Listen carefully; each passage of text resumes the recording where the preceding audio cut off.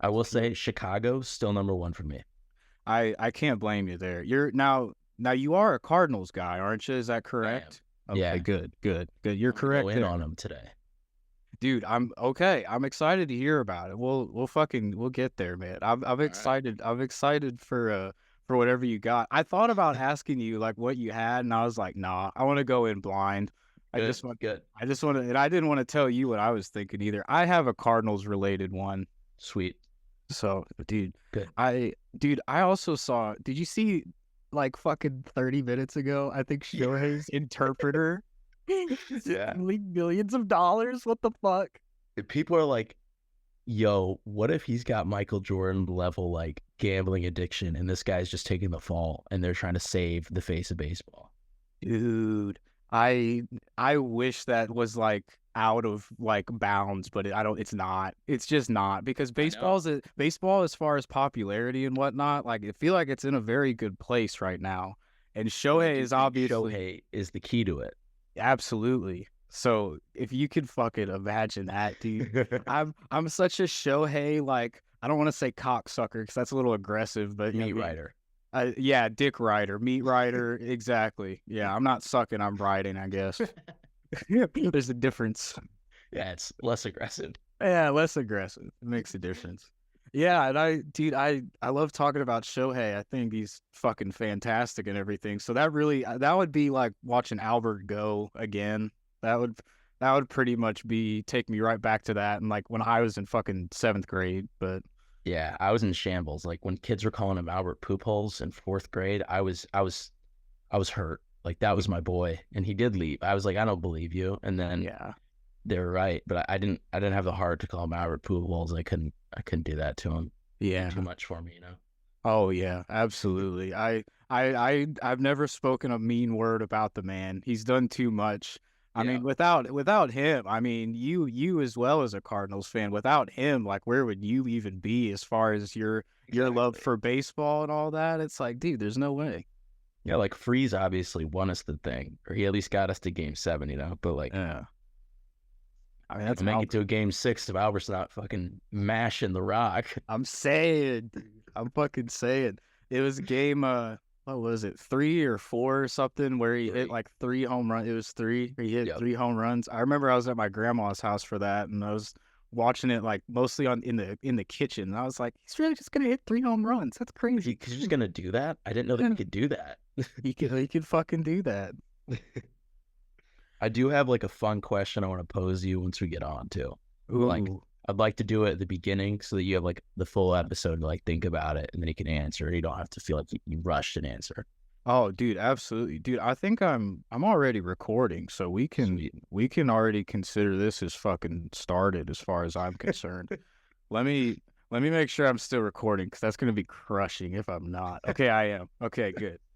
Again, episode 2 with a guest, dude. We're working out the technical shit, and I'm not at all being shy about it. I don't give a fuck. I've got a MacBook Air and a fucking Razer mic. We're doing it. Hey, that's the dream right there. As long as it like the audio's going in somewhere, you can find it later. That's good enough for me. I'm saying, as long as it saves to the computer, I can work with it. Perfect, dude. So yeah, dude, I fucking yeah. What's your question, sir? Yeah. So if you got to pick, I don't know, maybe you've talked about it on a previous episode. There was a chunk, I won't lie, where I missed a good chunk of episodes in a row. No, that's fair. That's fair. But it's a 2-parter. So as a hitter, what would your walk-up song be? And as a pitcher, what's your run-out song? Oh my God! Hold on, I'm gonna have to consult the playlists, because that's this can't be like an emotional 5-second answer, because those are different songs. Those are different songs, which is why I'm glad you asked, because those are different fucking songs. Yes, because like I think that is a common thing where people are just kind of like, oh, I could just use both. You can't. That's 2 completely different vibes. You get a 15, 20-second banger for your walk-up song, right?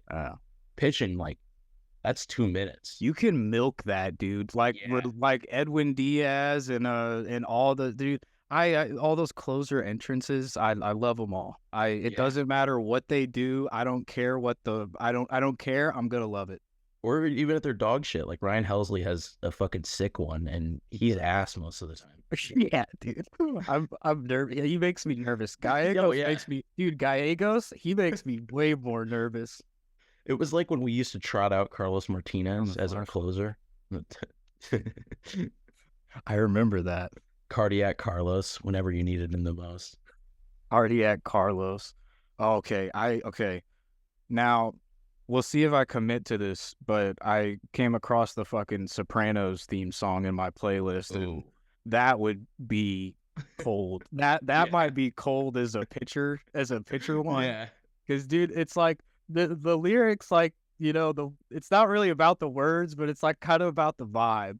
Oh yeah. Like, if you imagine like a starting pitcher, he's like coming out, you say the lineup, it's like, and you're a pitcher, and they cue the fucking Sopranos theme song, and then you watch this dude just throw like 8 warm-up pitches. Like, I love that shit. I'd probably shit my pants. I wouldn't want to lead off against that. Dude, I'm saying, unless I see something better, that's my pitching answer. I think we decided. Ooh, some Biggie could be a possibility as a hitting walk-up song. I feel like you can't really go wrong with a classic Biggie song. No. One of my buddies actually last year he walked out to Hypnotize because his nickname is Iggy. Okay, hell yeah. Right. So you had to hit him with the Iggy Smalls, if you will. Iggy Smalls. Dude, hell yeah. I like that. All right. Let me find a song here. Oh, you know what? It would Show Goes On, Lupe Fiasco. That's been a favorite song of mine for a very long time. And there was when I worked for the Normal Corn Belters forever ago, like when I was first a bat boy, there was a dude from ISU who had that as his walk-up song, and I was like, yeah, that's the best fucking walk-up That's song. it right there. yeah, that's it right there. That was, yeah. So there you go. That's for sure. I think Tommy Edmond uses that one still. Somebody like currently uses that because like I've gone to games and be like, all right, this is a certified. Or no. Tommy Edmond uses "Let It Rock" by Kevin Rudolph, which I respect the fuck out of. Yeah, that shit also goes hard. It does. Dude, the Cardinals overall have good walk-up songs. Like I'm usually pretty pleased with the choices when I'm there. Yeah, I can't be mad. Like they get me pumped up before the ground out. So. Dude, they get me fucking ready to watch. Dude, I was at a game last year. I did a whole episode about it very early, but I was at a game last year where we lost to the Colorado Rockies 1-0 in the afternoon. And oh my God, the thing that sucked about that one was that, at worst we were losing 1-0. So literally every swing had a chance to at least tie the game. So I held on to hope for the whole time, and I got fucked. I went to it was NLCS 2019, I believe, game 1 against the Nats when we got one hit by Anibal Sanchez. And it was, I think, like 30 degrees. The wind chill had it down, feeling closer to 11, and I'm in the upper deck. Like I'm in the 500s. It was windy, I bet. It was. And so we get one hit. The one hit happens because of Jose Martinez in the 7th inning, and I was so mad because I was just like, just get no hit. Yeah, let me at least see something crazy. Exactly. Everyone in the stadium knew we weren't getting a hit after that or before that. Yeah, the game was all cold. Just get us the fuck out of here. Give us a no-hitter so we can be like, at least I saw this cool like event happen instead of just.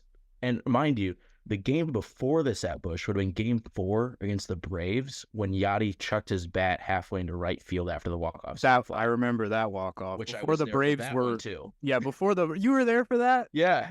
Yo, that's the shit.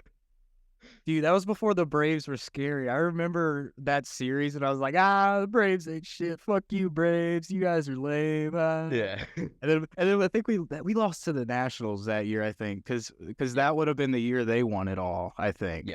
Yeah. So then we lost. Well, I guess we lost to the champs. I can't be too mad. I mean, that was the last time we were respectable, I would argue. But yeah, dude, that's hard to disagree because, like, in 2021, No, not 21. 22 with Albert and that year, like Yeah. great year, fantastic year and everything. But it's like once we got into that first playoff game, and I remember I was watching it at work. I was working at the fucking collab at the time, and I was watching it, and we took the lead. I was like, yeah, and then blew it. And then I think that was just when everything changed. That might have been it. The moment we can just put the finger on and be like, that was the end of the Cardinals franchise right there. Yeah, I think that was where we started really, fucking up. I mean, I get it. Oh, real quick, I want to say, if I'm pitching, I want For Whom the Bell's Told by Metallica. Yes, perfect. Like any sort of Metallica, like 80s rock, like I think that goes hard. Walk-up song, Gotta Be Africa by Toto. Oh my God, yes. Dude, that's I'm great a sucker one. for 80s music. And just Dude, same. Africa's my favorite song. And like, I know how I feel when I'm watching like the UFC, right? And Alexander Volkanovski's running out to Down Under. And like, that's the type of vibe I'm trying to cultivate. Dude, I think like that can it. do the trick. Dude, that's fucking great. Dude, I'm a big fan of Africa. It's a banger song. It goes takes you on hard a for no little reason. journey. It does. It's like 5 minutes too. You get on a ship and you just ride to Africa. Or a plane in this case.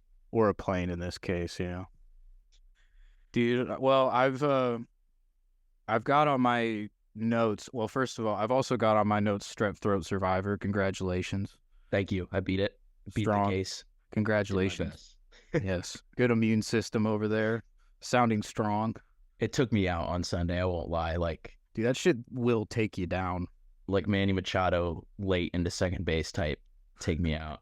Take you out at the waist. Yeah. But yeah, after Strep Throat Survivor, I've also got we haven't touched on Oliver Marmol yet. I know we exchanged some text about it. It doesn't make a whole lot of sense. So, if there's any time to discuss it, well, what do you think? What kind of anger did I bring on for you there? Like, it flummoxes me. It's mind-boggling. And I'm going to talk about it. And like, I don't know if we're hopping into predictions, but I think this could serve as a really good segue into one of We mine. definitely can. I say just go ahead. Okay, well, my prediction is the Cardinals are going to finish below 500 for back-to-back seasons for the first time since 1994 and 1995 this year. And you brought the years. Holy Yeah, shit. I went into the archives. I was on Baseball Reference. I was like, all right, so let me hit you with some quick stats. When this happened, 1994, Joe Torre was our manager. Mind you, this is the strike shortened year, I believe. Okay. Joe Torre went 53, 61, and 1. They tied in the third game of the year against the Reds, 8-8, which I didn't know was possible. Oh my God, 8-8. Yeah, it was a tie in baseball. In a regular season Major League Baseball game, there was a tie in And what- 1994. In 94, that's not that long ago for some Right. stupid shit like that to happen. Yeah. Dude, So I was like, hate that. the first thing I saw, I was like, all right, I got to throw that in. That's just fun. But I think this is worthwhile talking about. Joe Torre gets fired in 1995 after they start 20-27. Okay. However, I don't think the Cardinals had just signed him to an extension as we just did with Oliver Marmol, which I think is a terrible, terrible, terrible decision. Terrible. He has not proven himself in any way. He took a very good team with Mike Schilt, who won 17 games in a row and did pretty mediocre with them. Obviously, it's hard to tell with, the post-COVID, things changed a lot, adjusting to the DH and the NL. But then last year, especially, was the worst year that the Cardinals have had in like 50-some years, right? Yeah. And we're going to reward a guy with 2 extra years. Like, okay, as a Lions fan, Yeah. as a Detroit Lions fan, we just extended Brad Holmes and Dan Campbell to 2027 because they just won 2 playoff games, which we hadn't done. Is Brad consecutively Holmes, is he the offensive coordinator? He's the GM. He's the GM. Okay. Right. So I'm like, okay, like, yeah, I want to see those guys for 3 more years. They just won us 2 playoff games, which we have never done ever in a postseason. That's great. we just hired the guy that made sure we didn't make the playoffs for the first time in almost my entire life. Yep. And we were like, dude, you deserve another 2 years. Yep. Let's see what you can do. Yeah, exactly. It's like, oh yeah, we had literally the worst year of, anyone around, for sure. Like anyone around our age is like lifetime, like easily, like slam dunk. The Cardinals have never been that fucking bad.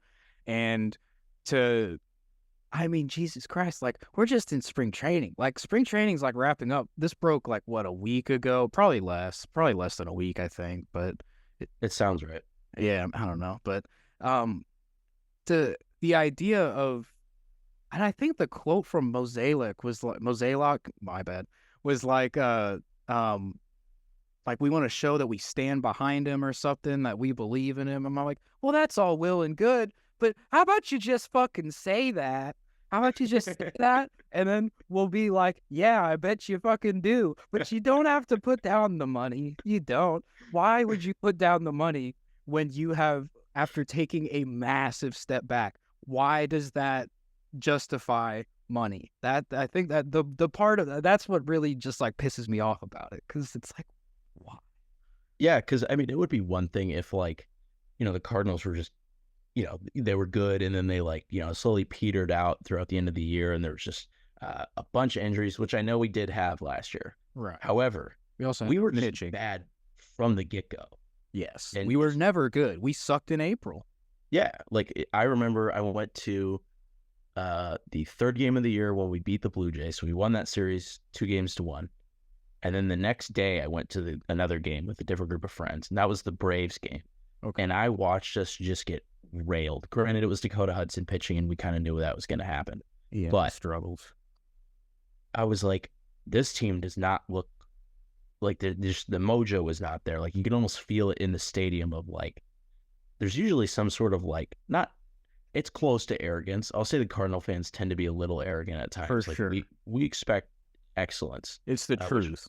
Which I don't think is a bad thing as a franchise. You should demand that. And I'm saying this is a Lions fan, mind you, who watched 20 years of dog shit just absolutely finally be respectful this year. But dues have been paid for sure. Yeah, exactly. So I've always been able to count on the Cardinals to be respectable. Exactly. I've been able to count on at least mediocre. Yeah, like and mediocre, like not even like there. Every year it's felt like, okay, we can win a wild card game. We can win a couple games in the NLDS at least. Last year, pretty much from rip, it was we are screwed unless something dramatic happens. Yeah, and nothing did. And I think the fact that like most GMs or president of baseball operations, whatever the fuck Mozeliak calls himself now, rarely try to tie their legacy and their job to a very unproven manager. And the fact that he did this makes me really feel like there's no stake that he will ever lose his job. It's hard to disagree with that, because there's obviously a certain level of comfort, whether that's comfort in the form of like I know I'm not going to get fired and I don't give a fuck, or I also thought he's he could be content. 2011 was, as far as how he pulled that off with the relievers and everything that we got, like that was a very special year, and it is a big deal to win a fucking World Series. People still remember it, whatever. So I mean, it's a wild thought, but it's like, I don't want to say like being content after, doing that, but I mean, you kind of see what I'm saying. That also crossed my mind, I guess. Yeah, it feels like the Cardinals have become complacent. Yeah. Like, we hear about this Cardinals way so often. Like I've read a book about it, which is funny because the name that book keeps coming back to is Mike Schilt. This book is written in like 2016, and they're like, Mike Schilt is the guy that epitomizes the Cardinal way. Wow. And then we bring him up as our manager. He tears it up for us, and we fire him because he's not a yes man, because he doesn't represent the Cardinal way. Yep, I remember it, because they disagreed at that time, even though, and I remember that year because before that win streak, we were terrible. We were awful. I think we were mediocre more than anything. Like, we were just scraping for 500 last year. We were like constantly 20 games. No, yeah, okay, that's a good point, because last year was awful, because I'm glad you said that, because that is our definition of awful, right? Fighting to be above 500 is a bad year for Cardinal fans. Yes, like last year was god awful, right? Like that set the new bar lower. Yeah. And as we said, that year where we had the win streak, and the year that was Schultz last year, right? Yeah. You could say we were struggling before that win streak. We weren't awful, but because now we know what awful is. We got punched in the fucking dick. Yeah. We know what awful is. That's awful. That is hell. That is baseball hell. That was the worst thing ever that whole year. Except for, Wainwright and everything at the end was cool. I got to be at that one. That was a great time. But I remember that episode. Yeah, it was fun. It was great. But dude, without that moment in last year, what the fuck happened last year? Bad stuff. Yeah, like I genuinely, I think I went to 4 Cardinal games. I go to a decent chunk of them, given that I live in Central Illinois, but I don't know if I watched a game on TV, and I don't really care to watch baseball on TV, but I like to, I'll watch a couple games a month usually. Yeah. And there was no desire, because I knew what I was going to turn on. It was some pitcher that I hated, because I was like, this guy is not good. He doesn't fit what we try to do. And then also the whole Wilson Contreras drama about how that was the terrible franchise is trying to slander their $70 million investment was wild. Yeah, let alone also the only investment from that offseason, the biggest thing. Everybody was excited, and you treat them so shit immediately. Yeah, it was off rip. We were like, you know what? Our pitchers are terrible, and they have 6 ERAs, not because they're leaving hanging 95-mile-an-hour fastballs belt high every at bat. No, it's because the catcher that's not Yadier Molina, who's from the Cubs, he's a sleeper agent, and he's the reason he's tearing down your beautiful franchise. Yeah, pretty much. Cardinals fans, for the most part, accepted him with open arms, I feel like. I didn't give a fuck at all that he was, that he played for the Cubs. And that is, I have a certain distaste for the Chicago Cubs. So it's that's a big deal. It wasn't an Anthony Rizzo or a Chris Bryant, a Wilson Contreras, that was different, and I was very excited. So it's how can you get all the Cardinal fans on board with that signing, and then a couple months in, you're like, fuck this guy. It's we'd rather have Andrew Kisner, who's been a career .215 hitter, is what it felt like. Yeah, with just fine. And I will say, I used to be an Andrew Kisner truther. And I will go on the record and say I thought Yadi Molina retired 3 years too late. I mean, that's fair. As far as the bat, it's hard to disagree there, because the bat was not there as much. And I just it would drive me nuts watching him hit a ground ball and just getting a quarter of the way down the line. Could never running it out. Yeah, and I get it. He's 90 years old, but knee wise, he can't move his legs pretty much. But I think that I will say this in defense of Andrew Kisner, he should have been starting 2 years prior, because 2020 is going to be my last year, and then he was actually I'm going to play through 2022. Right. And my hot take is Wainwright, Albert, and Yadi all should have sailed into the sunset together, because it would have been the coolest image ever if we'd taken all 3 out at the same time. It would be one of the best moments in baseball history. It would be, which, they did that, and there's that picture, but it wasn't that, because Wainwright, came back the following year. It was nice that they all came off together in that game, in Albert and Yadi's last game. Right. Now that was a good picture. Yeah. But yeah, imagine you get to close the chapter on those 3 players like that, and yeah, if Waino did decide to go out, then they would have had that. And also, they would have made the playoffs altogether in their last year, instead of Wainwright finishing his Cardinals career with the worst record that we've had in this millennium. Yeah, an absolutely forgettable year performance-wise, and it sucks too, because he's been so damn good for so long, and he had that. How long ago was it? Oh shit, smacked the hell out of my mic there. How did that sound for you? Is that awesome? I didn't catch anything, actually. Oh, well, good. Smack the tits off my mic. How long ago was it that Waino had like a really good year? Was that when he was like 38 or 39 or something? Because I remember that, and that was a hell of a year. I want to say that was 2019. Okay, that sounds right. Because it wouldn't have been 2020. Hold on, where's Baseball Reference? Yeah, where was Flaherty the 2019 year? I think it was when Flaherty went like he threw like a 1.36 ERA after the All-Star break, which is insane. Okay, with that would make sense because 2019 Flaherty would have been pretty damn good then. Yeah, I think so. It was either 19 or 18 then for Wainwright. Let's see. All right, I got it. Oh, 2021, I think. He finished 7th in Cy Young voting and 20th in MVP voting. That's somehow even crazier. 20th in MVP voting. Get fucked. What age? At 39. Okay. Wow. What was his numbers for that year? His record was 17-7. ERA 3.05. That's pretty good. 3 complete games. Right. 206 innings. Yeah, that's a very good year.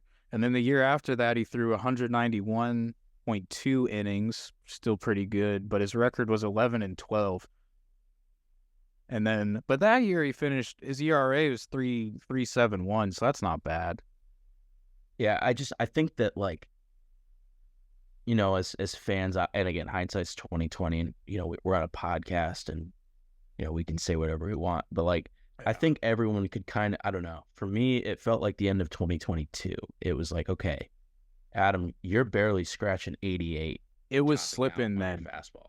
Yeah, it was big slipping then because I remember being very nervous for what it would look like if he did come back. And we got, you know, 7+ ERA, Adam Wainwright, 200 wins. He, you know, his shoulder was eviscerated by the time he was doing it. I remember he was dealing with some kind of big injury and he squeaked it out. But yeah, dude, not a good year. Yeah, and here's my hot take. I hate pitcher wins as a metric to like rate pitchers. They don't do much. Highly recommend reading this book called Smart Baseball by Keith Law.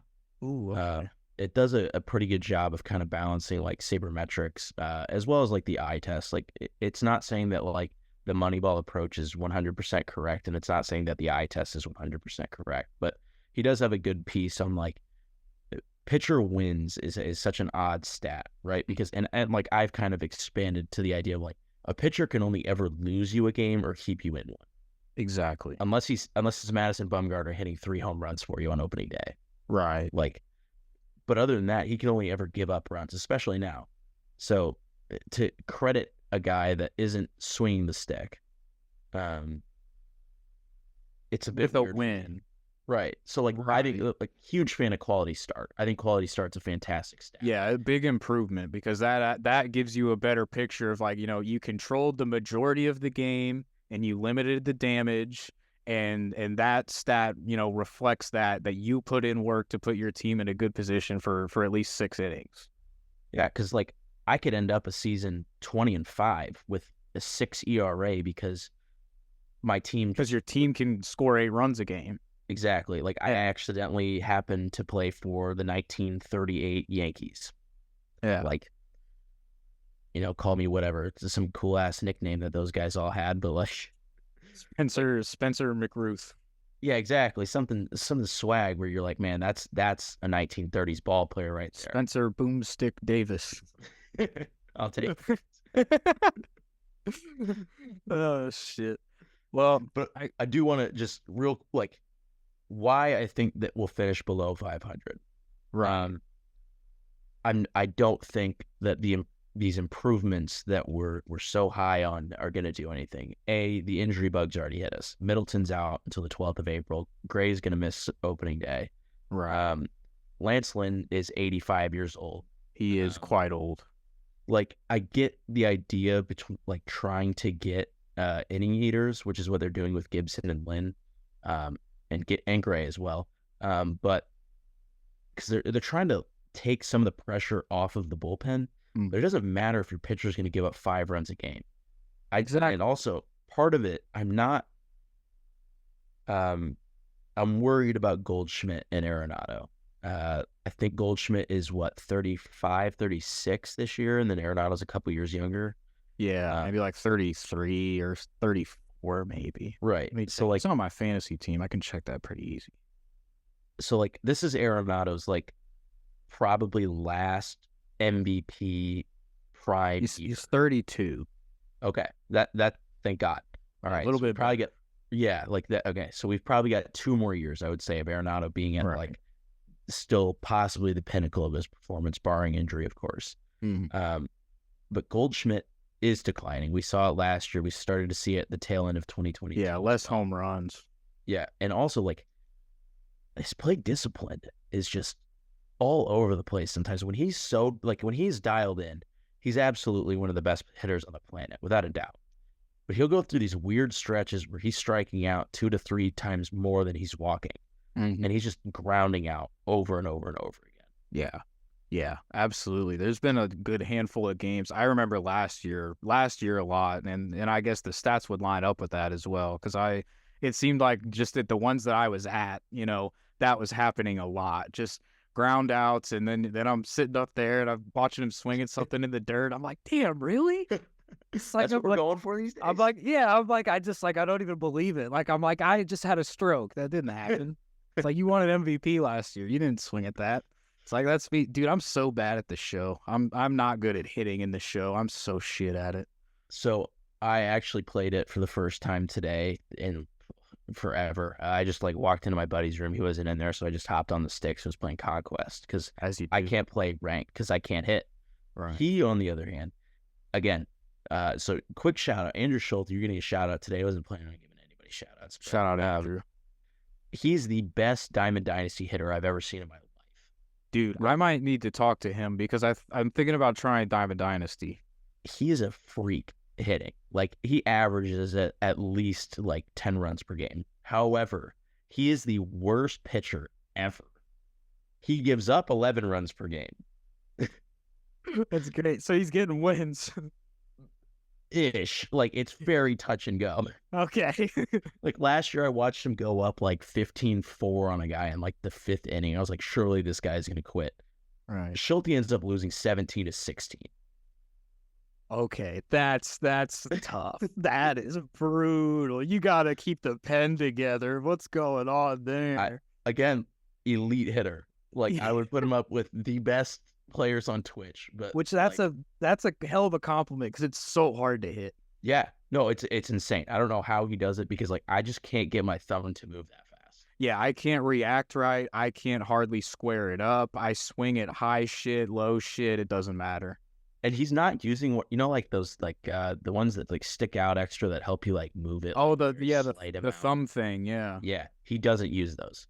Really? He's just like raw dogging a PS4 control. He's still playing on a PS4, and just like I don't know. Like his PCI will be up in that upper corner, and then he's like slamming it right down to the bottom left and the right, and just yanking it. That's crazy. It's incredible to watch. And then the subsequent 6-run inning he gives up the next inning. And then you're just watching his whole team run all over the place. It's amazing. Like, easily one of the most entertaining people to watch play video games because just he's not going to be able to keep it all together. Dude, that's great. It sounds like quite the fucking show. You can go watch like a whole like baseball game, like a whole hour-long fucking baseball situation in there. I know, like I want to start like just commentating on it for shits and gigs. Like, just he's gonna start doing Twitch. Like, I'm gonna make him do Twitch. He's gonna be the hands for it, and then I'm just gonna talk over it and just shred him. Just, obviously huge inning there from Schulte in the top of the first. He's up 9-0. Get ready, folks. Hammer that spread. This team's gonna hammer that by spread. 2. Hop on the DraftKings instant something. Dude, that would be so funny if you get him to start streaming. It would be so easy to pull that off because then you could just get like the recording from the stream Yeah. And then, if you're commentating it, you can easily keep your audio. And then if you want to upload it, you can upload it. And again, like, I'm not kidding. Like, he's, again, like, it's like, I used to think it was a joke, right? The first couple of times he's telling me, like, yeah, I just lost another game, 15-13. I'm like, Schultz, there's no way you're putting up 13 runs in Diamond Dynasty. So I was like, all right, because we used to live in the same dorm, so I used to go over there all the time. So I'd go over there and watch. Sure enough, he'll play like 7-8 games in a row. Like, he'll just sit there and just go. That's a lot of practice. Right. And so he's putting up like 150 runs in those 8 games, but he's giving up like 175. So yeah, he's winning some games, but he's usually sitting at about 500. He's getting torn up on the mound. Oh yeah, like, he put up, like, I'll have to text him sometime and ask for the official number on how many games he played last year. But I'm willing to bet his win percentage could not have been better than like 530 something. Oh, really? That is just 500. Holy shit. Yeah. Like, he has been like the early 2020s Cardinals. And like, just, they will fucking hit the hell out of the ball. Yeah. But it does not matter who they put on the bump. They're getting shelled. Yeah. God, we haven't had like reliable pitching for so long. Yeah, if only we had a guy like, Jordan Montgomery or something like that. Yeah, who knows? God, I wish he was unsigned or something. Crazy. Or like, God. I've been saying we really need a solid lefty arm, I think, since Jaime Garcia left. I was like, man, I think if we had a good lefty arm, that would really bring some diversity to our thing. So yeah. I think if a guy like Blake Snell was available for such a long time, I would like to think we would make a run at him. Yeah, you would think that there would maybe be a little bit of something there, but there wasn't. Now he's in San Francisco. We're just talking crazy. I thought we got crazy ideas. Sign a good starting pitcher. We can. I don't even hate the old guys. Like, I don't even hate the old guys. Well, I can't blame you. I'm giving the old guys the benefit until the season starts and like things are confirmed. Like somebody asked me about the Marmol shit like last week, and I was like, yeah, I'm just doing my best to like not really be pissed or annoyed until we actually start playing bad. Because like if we start playing bad, then that's what's really gonna hurt. If we're like 10-21 in like May, I don't know if it was that bad, but I think it was at one point. It felt that bad. I just remember like, I just remember we were down by more than 10 games like early in the year. I know that for a fucking fact. It was either April or May, and that was such a sad feeling.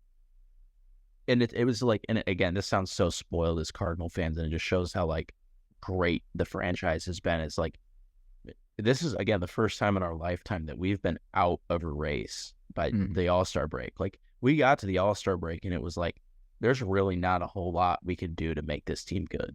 Yeah. Which sucked. Dude, absolutely. Like, there wasn't much else that would, could be fun. We've been stagnant for so long. Yeah. And last year was a huge step back. And then after said step back, we rewarded the manager. And I just don't give me another year with a bunch of dumb shit happening, Yeah. And I think part of it, like, I'm looking at the roster right now because I'm going to try to find the like schedule and see like what it was. But like, just some of these names we were putting in our bullpen, I'm just like, what? Yeah. What are we doing? Like, Ryan Tepora, like, oh yeah, he was tough. He was tough to watch near the end there. And then we're throwing guys that like we'd like to see develop as starters, and we're just throwing them to the wolves. Like, Liberatore got ripped, Woodford got ripped. Yeah. Geesh, it's just like, yeah, I'm looking at these stats and they're just like Drew Rom. I don't even know who this is. Why are we? Oh, ERA? Drew We have Rom. 2 guys with 3. Okay, some of these other guys. All right, these are pitchers or position players. I was like, how do we have 4 guys with ERAs above 9? No, I remember Drew Rom. We got him in one of the trades last year. You remember when we were, selling a little bit? Yeah, we got him. Everything. He's like a lefty, and I don't know how he's doing. Yeah, let's see. We were 10 and at its worst, well, I mean, we ended up being 20 games under 500, but we lost to the Tigers on May 6th, which dropped us to 10 and 24. Oh my God. So that's even worse than I thought. Yeah. 10 and 24 after a loss to the Tigers. Your side bitch team, if I'm correct. Yeah.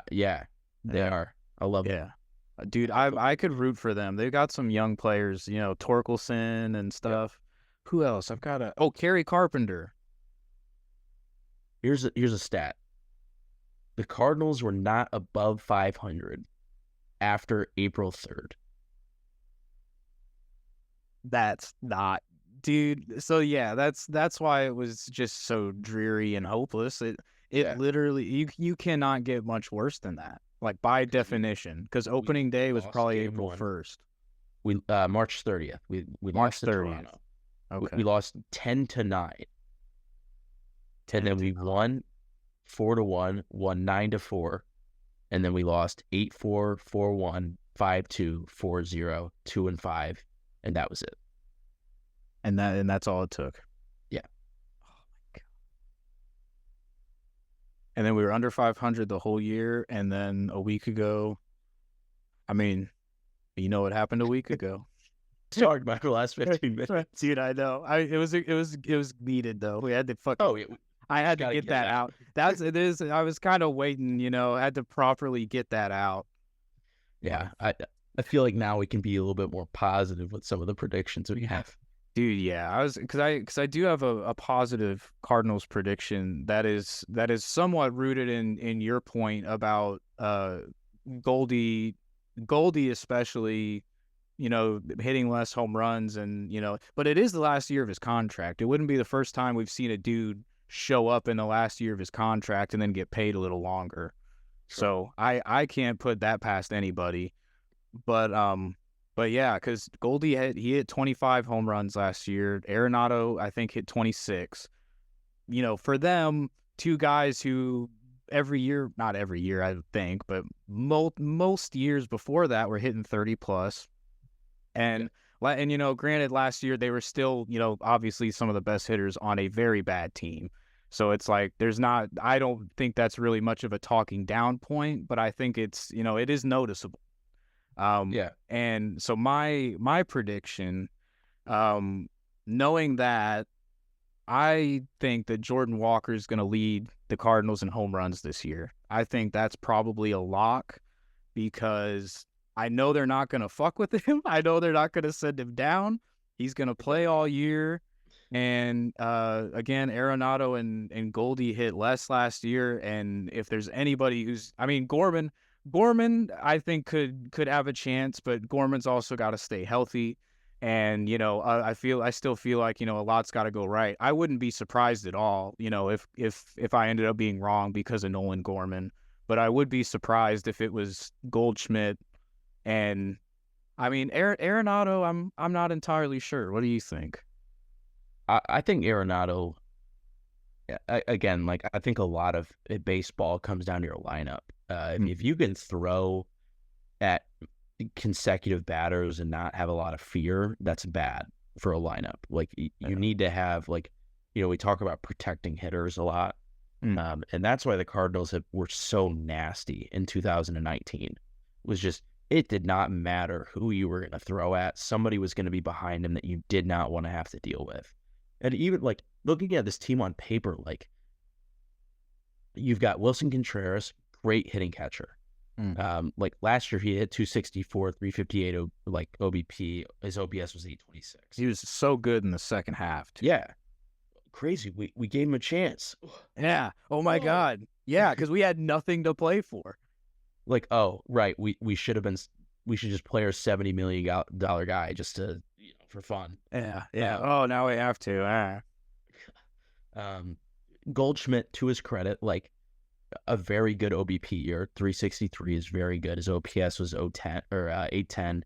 Gorman's a really interesting guy. His OBP is 100 points higher, or almost 100 points higher. I'm sorry. Looks like it's 88 points higher, which is a positive sign. Like, he drew 53 walks, which his big knock has always been plate discipline. He's always been a very, like, home run or strikeout type of guy. Yeah. And he did have almost triple the amount of strikeouts as he did walks. But again, 17 doubles, 27 home runs. I can't be super, super frustrated with, especially in his first full year at the Right. big league level. And he was hurt a little bit. Right. DeYoung, we don't have to worry about anymore. Arenado had a really bad OBP year. He only had 41 walks. I'd like to see that go up. But Jordan Walker, 37 walks to 104 strikeouts, which is really promising, I think, and a 276 average, 342 OBP. I think his slugging is going to go up from 445 this year, big time. And I don't think at all it's ridiculous to think that he leads this team in home runs next year. Oh, yeah. I could see him leading in doubles as well. Yeah, that wouldn't surprise me either, because it's like he can move as well. He had a couple triples last year, I think. And he hit 16, I think, what was it? 16 home runs, I think, in 100-some games. And again, everybody sucked. not everybody sucked, I guess, but the team sucked. The team sucked, and that's what matters. I think I would say he was our best hitter last year. He was always the one that I was most excited to watch hit. That's been true for me since last year. So here's the thing. Do you think that he cracks 20 home runs and 15 stolen bases? He had 7 stolen bases last year, 16 home runs. I could give him 15 stolen bases just by fucking around, yeah. I like it. I think that speed is another thing that's really underutilized from the Cardinals, and I don't know if you've looked at it a lot, but baseball's saying that stolen bases have increased at an exponential rate, because of the larger bases. It's shrunk the base path, by minute inches. But you think about how fine of a line that game. It's a game of inches for sure. Yeah, you talk about football being a game of inches, like baseball. No, baseball, like a slow motion tag on a guy. Think about how many like close plays you've seen on a guy stealing second, where the glove is just barely there, a second late or a second early or whatever it is. Yeah, so I think that I would really like to see them do that, and I love like Jordan Walker. I hope he is the guy, and I'm a huge Brendan Donovan guy. Yeah. So I hope that and I think it's going to have to come at the expense of injury, which sucks. But he's a guy that I think really deserves an everyday spot. Brendan Donovan. Yeah. Yeah, I agree, because he's earned that because we had Tommy Edman before Brendan Donovan, and until Donovan, I didn't think anybody else could play the positions that Tommy Edman did and also still be a good hitter. And Brendan Donovan's done that, and that I've had so much respect for that, just because I honestly didn't think we'd get another guy who could even compare. And that's, I think, another frustrating thing is we have these two really, really good glue guys where it's like you can plug and play these guys literally anywhere, and they're gonna be fine. Like I don't want extended time with Brendan Donovan as my shortstop, but like he hit 284. His OBP was 365. He had 10 doubles, 11 home runs, and he was hurt for almost half the year. Yeah, he had to play DH. 33 walks. Yeah, and he's good in the field. Wherever you put him, he'll be good. And from what I remember, even when he was stuck to DHing before he was actually out last year, out for good, he was still swinging well because they were keeping him in the lineup every day. They were like, well, shit, I guess you're our DH because you're still hitting good. I ordered a jersey from China. I'm a huge DH Gate jersey guy. I love DH Gate. I've never bought a real jersey. It's great. Like I have a powder blue Brendan Donovan jersey, hopefully coming in by the game I go to on the 8th. Oh, let's go. You're going on the 8th? Yeah. I'm going. The Phillies on Monday night. Nice. Yep. That'll be great. I'm going pretty early. Let me see. I don't remember which one I'm going to. April 6th, Marlins at Cardinals. That's what I'm going. Is that the first home series? That is. Or is that technically the second? That might be the first home series. Let's see.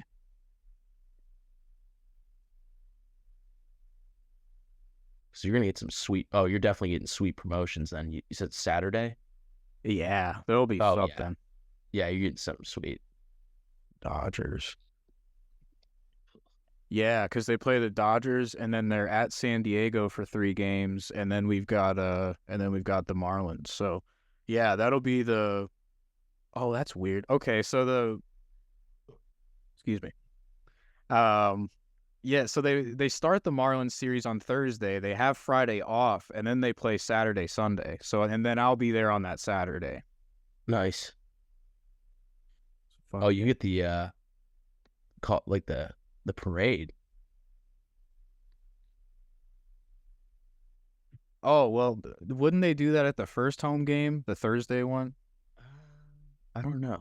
Or no, this is the car parade bobblehead. Oh, okay. I was gonna say, I thought you meant like the all the opening day cool shit. Yeah, I think you're right. I think that will be on Thursday. That's the magnet schedule. You're not missing anything there.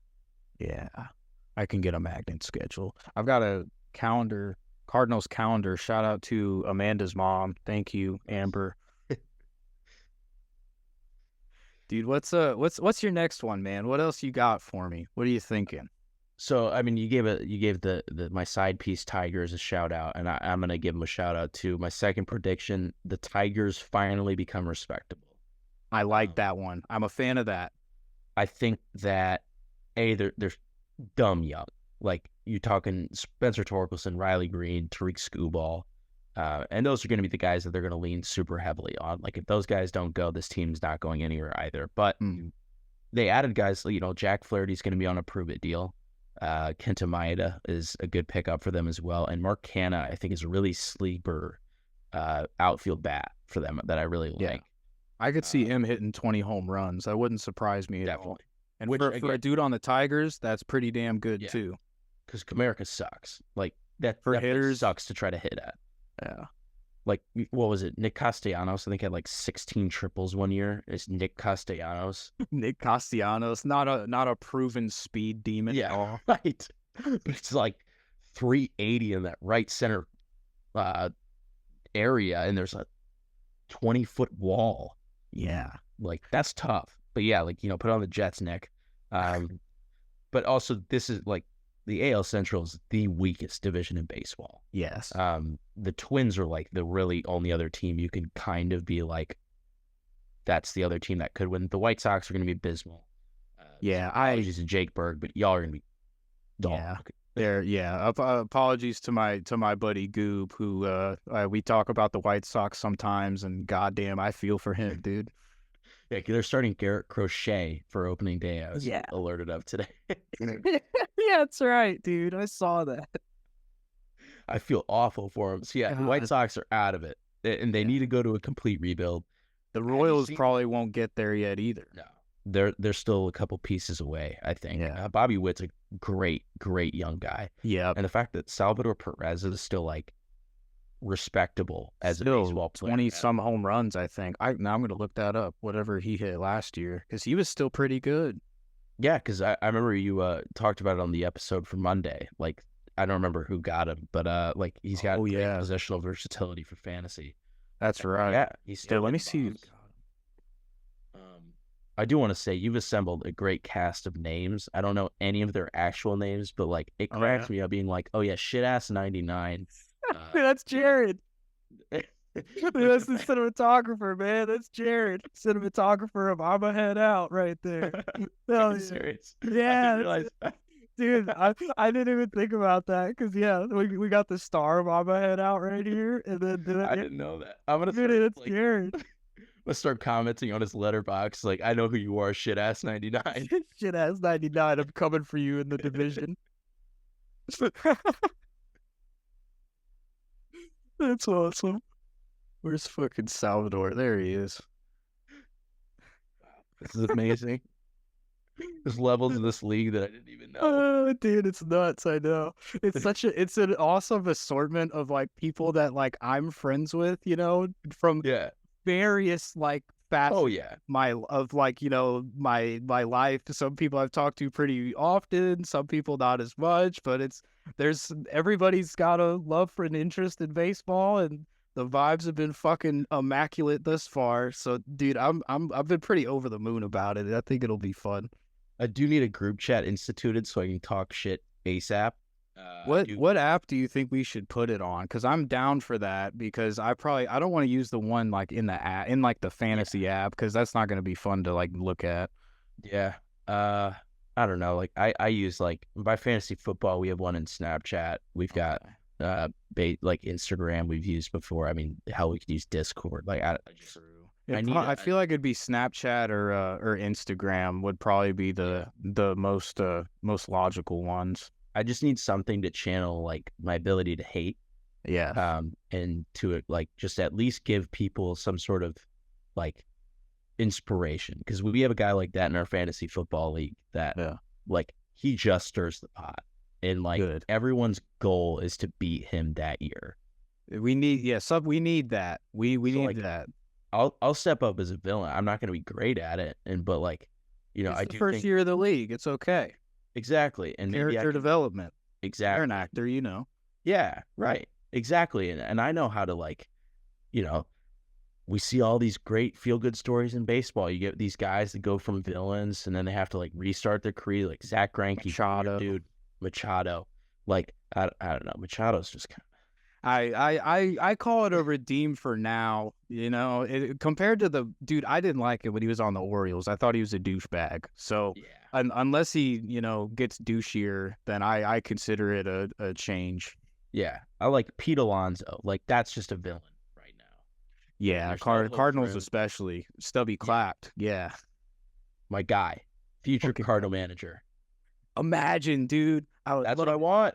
Yeah. I want to fire Marmol halfway through the season when we're 4-45, and then we put Stubby motherfucker. Give us the stub. Yeah, and then he's gonna take us from 4-45 to what? I'm gonna say we're gonna lose some games. Hold on, we're gonna go 162 on the year. Thanks, Stub. Yeah, Stub. That's the Stubby difference. Dude, he just got clapped. You just got clapped all year. That's right. You just got clapped. After every win, hashtag you just got clapped, and then the Cardinals thing. Hashtag clap for clapped. Clap for clapped. That's right. Dude, I think he won won a championship when he was the AAA manager, from what I remember. And then I think after that was when he like became the first base coach. And that was when the seed was first planted for me for a possible Stubby as manager. Yeah, no, like, and like obviously Stubby Clapp is like, we're talking about like 1930s baseball names. This is right in that vein. Like, that's right in that wheelhouse. Yeah, you're talking about your race car drive with Dick Trickle. Like, this is that same. Yeah, exactly. Like, I love a good name. Like, Oil Can Boyd, I think about Oil Can Boyd on a probably every other week basis. There's like, Oil Can Boyd? Look up Oil Can Boyd. He was a pitcher for the Red Sox and a couple of other teams in like the 80s. But like, his nickname was Oil Can. And it's just like, Stubby Clapp is a baseball name. Like, when I'm thinking, there he is. Yeah, Stubby Clapp. Or not Stubby Clapp, sorry. Stubby Clapp. Famous black man, Stubby Clapp. But like, and nothing against Stubby Clapp. You know, we're kind of poking fun. His name's Stubby. The Stubby Clapp the third, mind you. He's the third Stub of his family. Okay. But he's a great baseball coach. Like you said, he's won at levels. It seems like the guys really respect him over at first base, which, you know, it's a kind of a harder thing to gauge because, like, yeah, everyone likes to yuck it up with their first base coach, but absolutely seeing a guy like, again, and it's, you know, you can argue it's not one of the finer moments to see one of your coaches fighting another player, but like the fact that he's willing to go in and scrap for his guys. I don't know. I haven't ever seen a fire like that from Marmol. We saw it with Shohei. We saw it with Matheny. Mm-hmm. He would get pissed very frequently. Yeah. And La Russa, Jesus. Like, oh, yeah. Old and angry. Yeah. And, like, I think your guys at a certain point, and, like, I don't think it's the end-all, be-all. Like, I think you can be a great manager without being super fiery. But I think we have a lot of stoic dudes on the team. Mm-hmm. And I think that having a more fiery dude at the helm could kind of offset that. I think there has to be a good balance throughout the construction of your franchise, where you have a juiced up dude like the Lions. The Lions have Dan Campbell. Exactly. Like Dan Campbell is the fire guy. Yeah. And Jared Goff is kind of the Iceman out there, right? He's the level-headed game manager. And the Cardinals right now, like Goldschmidt's their big guy, super level-headed. Then you have Arenado. Arenado's the hothead, which is fine. Like they cancel each other out. But if you look across, like around this roster, you're looking at Tommy Edman, who's a pretty down-to-earth guy. And again, this is not at all knocking. Right, yeah, no, and I know what you're saying, because like it's a lot of it is the Cardinals culture too, and it is a good thing overall. Like we don't have a bunch of douchebags and bad people on our fucking team. So I agree. I see what you're saying. So I do think that I don't know. The extension makes me think that we're probably barbecue chicken with Marmol for this full year, and probably the next. So. Dude, but the thing that fucks with me is I just had this revelation live. I was holding out some hope that even if say we start shitty again, say we start just as shitty. I was holding out some hope until 5 seconds ago that if that happened, then we would still fire Marmol, even though we gave him the extension. Because who cares about the money? Maybe they would just do it anyway if they give a fuck about winning. But the terrible realization that I just had was that they wouldn't give a fuck about winning if it did happen again. That's like the 9/11, like, terrifying. And because it's like they just extended him. So, like, on paper, that does say you would probably not fire him this year under most circumstances, is what that says. And so the more I think about it, the more just upset I get. And again, it comes back to, like, and again, like a manager to an extent, like you hear it in Moneyball all the time. It's like, well, I got to deal with the guys you give me, right? From Art Howe. Right. Good quote. But, like, as a manager, you have to make the right decisions. And far too often, there were arms coming out of the pen that were not the right situation for them. You cannot put Jordan Hicks into a game with runners on second and third ever. He will walk. Jordan Hicks is he is a clean slate guy. And even then, it's still a risk. Even then, he will walk a guy. But you can't bring him in knowing he's due to walk somebody with less than 2 outs. Absolutely. Because otherwise you're loading the bases.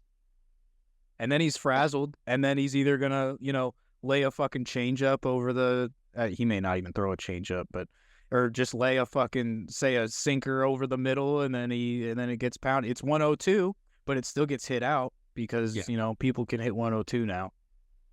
Which is diabolical. Again, like one of my favorite tropes on like Twitter is like Babe Ruth. Like it's just somebody getting like wheeled out. Or it was like Paul Pierce. When Paul Pierce has his game in the wheelchair. Like, yeah, it's like Babe Ruth after seeing like Jacob deGrom throw a 100-mile-an-hour slider.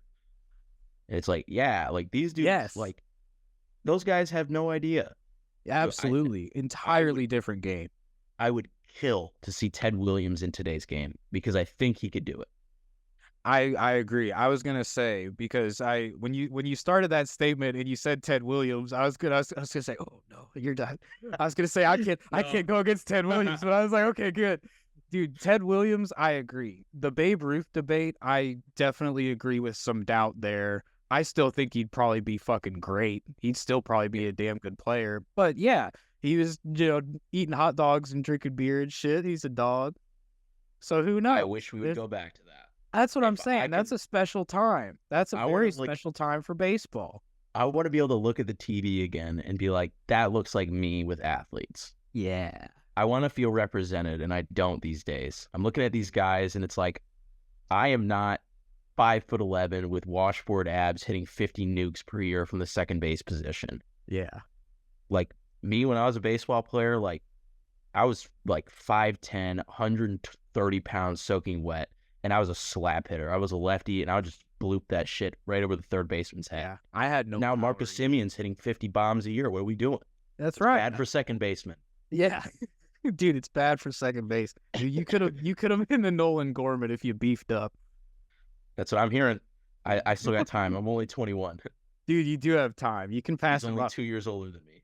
Dude, we'll trade. We'll get you there. Dude, yeah, Gorman's younger than me. Gorman was the first one. This will make me sound and feel slightly old. I'm only 24. I'm not really old, but Gorman, when we drafted him, and I was excited about us drafting him, obviously, and I was looking into him, and I'm like, oh my God, this is going to be the first like good Cardinals player or Cardinals player like period that is like going to be younger than me. And then I'm like, oh man, that means I'm really not going to make it to fucking MLB. I have no chance. At that point, I hadn't been playing baseball for years, but that really set in. Yeah, I think everybody reaches a point in like high school with like you face your first kid that's going to be a real good college player, and then you're like, I don't think I'm gonna make it as a pro, and like you obviously know that probably in junior high. I would say most people are kind of like, all right, you know it, but you're not admitting it. You're not saying it out loud. Yeah, like I saw a kid that I used to golf with because Hartsburg was a really small high school, so we co-op, but like. We had a kid from another school that he's pitching at Eastern Carolina now. That's cool. Right. So I got to face him. And I remember in that at-bat, I saw 90-90. So I swung at the 90 mile an hour that was already in the glove. Yeah. I was like, that's a fastball. That. And then I swung, and it was in the glove by the time I decided, oh, yeah, that's a strike. I need to swing. That fouled off the next one. I was like, all right. And he had this wicked curveball. We knew he was going to throw the curve. So he throws the curveball. Thank God it missed the zone, but it buckled my knees. Oh, fuck. And I'm just like, and then I grounded out on the curveball the next one because I was like, he'd be a moron not to throw a curveball at the kid that just buckled his knees. That just shit himself at the side of it. So I grounded out my final competitive at bat against a kid that's throwing Division I baseball. But that's a flex. You didn't strike out. Exactly. But in that moment, I was like, I don't think I'm going to make it to the pros. I think that was the final nail. Here's one for you. Ready for this? Jordan Walker is a month younger than I am. A month younger than you, so barely. I will turn 22 in April, and he will turn 22 in May. Wow, that is right there. So you guys will be like having tandem birthdays forever. Yeah, I should get in contact with him and be like, Jordan, my buddies are saying we look pretty similar. Like he looks like he's 30. I remember seeing pictures of him when we drafted him. My uncle said the same thing. He looks like he's a grown ass. I think he's 21. We drafted him when he's like 19, and I was like, that guy's supposed to be a freshman in college like I am? What? I can't even grow facial hair. Yeah. Dude, he's like got a mortgage. It's like he's got a mortgage. Yeah. Big fucking dude. I hope he goes nuts. Like I've been a Jordan Walker guy. Base and win, I'm hoping goes ham too. Same. I think he might be a coin flip, and that's not even a detriment. That's just because it's going to be his first year, and there's already I'm not going to say there's already instability, because not really instability. There's stupidity with that extension, and that makes me nervous. So, I mean, Mason Wynn, it's hard to know, but I think he hits the ball hard, and he's athletic as fuck. Like that'll translate in some way, sooner rather than later, I think. And part of it, I would say, is like if he can just be a 260 hitter and just be an elite glove out there, I don't think many people are going to be upset. And if they are, I'm going to shut the hell up and look at Ozzie Smith. Yep. Because Ozzie Smith is a career 262 hitter. Exactly. But nobody gives a shit because he was the greatest defensive shortstop ever. That's a great fucking point. Because, when you think Cardinals shortstop, you think Ozzie Smith #1 every time. I mean, when you think of the Cardinals, you think of Ozzie Smith. Yeah, you think about him. And he's still like around too. He's still he's in all so many of the videos and on TV and stuff. Like he's still so fucking present like all the time. Love Ozzie. Dude, what a great guy. And Mason Wynn's fast as shit too. That's the thing. Like we have a chance to actually have a fucking fast guy for once. Like when's the last time? I don't even know when the last time was that we had like a legitimate like stolen base. Like a guy who, Tommy Edman, I guess, would be our closest. Yeah, Tommy. First year he was like that. We kind of let him. That's run. That's right. Which is annoying why we don't now. But I'm trying to think outside of him. Adrian Chambers. Adrian Chambers, yeah. He played at least 4 games for us. All-time Cardinal. All time. Did he play for us in 2011? Yeah, he was on that route. That's the Good only for him. reason I remember that. I was gonna say that's why I think I know his name as well. Well, because I used to be a sign kid. Like when I go to games, I would like make a sign, right? Oh yeah. So I was always like, I'd put everybody's name on it, right? And so I just, for whatever reason, Adrian Chambers always stuck out to me. Probably for like scenarios like this, All where, right. like your buddies, you're like, you're having a couple brews, and you're doing the classic guy game of let's name a random athlete. John Jay. Bingo. Adrian Chambers is a good one. Fernando Salas is another one I like to use. Like Gerald Laird. Gerald Laird. Backup. Give me a Jason LaRue. Give me a backup catcher of any kind, and I'm like Gerald Laird in MLB The Show 09 was I had to have him. He had 80 speed. Holy shit, that's great for a catcher. 7-year-old Spencer was like, you have to get him. Gerald Laird is a must. So I would always be the Red Sox. So I would immediately trade Mike Lowell because I could get hella money for him, or like hella picks for him. And oh my God, who's that pitcher? They had a pitcher that I just can't. He was like a big name at the time too, and I feel bad. 2009. Yeah. Is it a Cardinals pitcher? No, the Red Sox. Oh, Red Sox. But basically, like Pedroia was on that team, and I loved Dustin Pedroia because I think that like he epitomizes what the fun parts about baseball are. Mm-hmm. Of like, oh, you're undersized, but you're a dog, and like in baseball, being a dog is enough. It is. Yeah, absolutely. Trying to see. Yeah, Edmund had 27 last year. That's pretty good. He might have even been hurt a little bit too. He had 32 the year before that. So I think Edmund's probably been our last like fast guy, but like having a guy like Mason Wynn where it's like, oh, speed kills. Yeah, Edmund had 30 the year before that too. Goldschmidt had 12 in 2021. I found a list of the top 25 career stolen base leaders for the Cardinals, and I see 0 names from our time of watching baseball. Yeah. Or being alive, therefore. Pepper Martin, 146. There's a stat for you. Wong, 24. Wong used to be real fast. Wong was fun to watch. Yeah. He would have been our closest shot before then, and even him, he never stole 30 from what I remember. No, I mean Bader was one of those guys for a while. I wonder what his best year was. Come here, Baseball Reference. Man, I love Baseball Reference. God, it brings me. Tommy Pham randomly stole 25 one year. Oh, okay. Tommy Pham posted a 22 double, 23 homer, 25 stolen base campaign. What year was that? 306. This was 2017. Oh, wow. Jed Jerko was a big name on that team. Ooh, I remembered Big Jed. Big power. Jedi, baby. Yes, sir. Yeah, my dad and I's favorite like recurring guys is like, you think Jed Jerko's gonna play today? Think we're gonna see some Jerko? Ah, man, I love Jed Jerko. Dude, as fast as Bader was, the year he had the most stolen bases, he had 20 in 23. Wow, that was not even for the Cardinals. Really? He had 17 for us in 22. And that was the year we traded him to the Yankees, and he had plantar fasciitis and shit.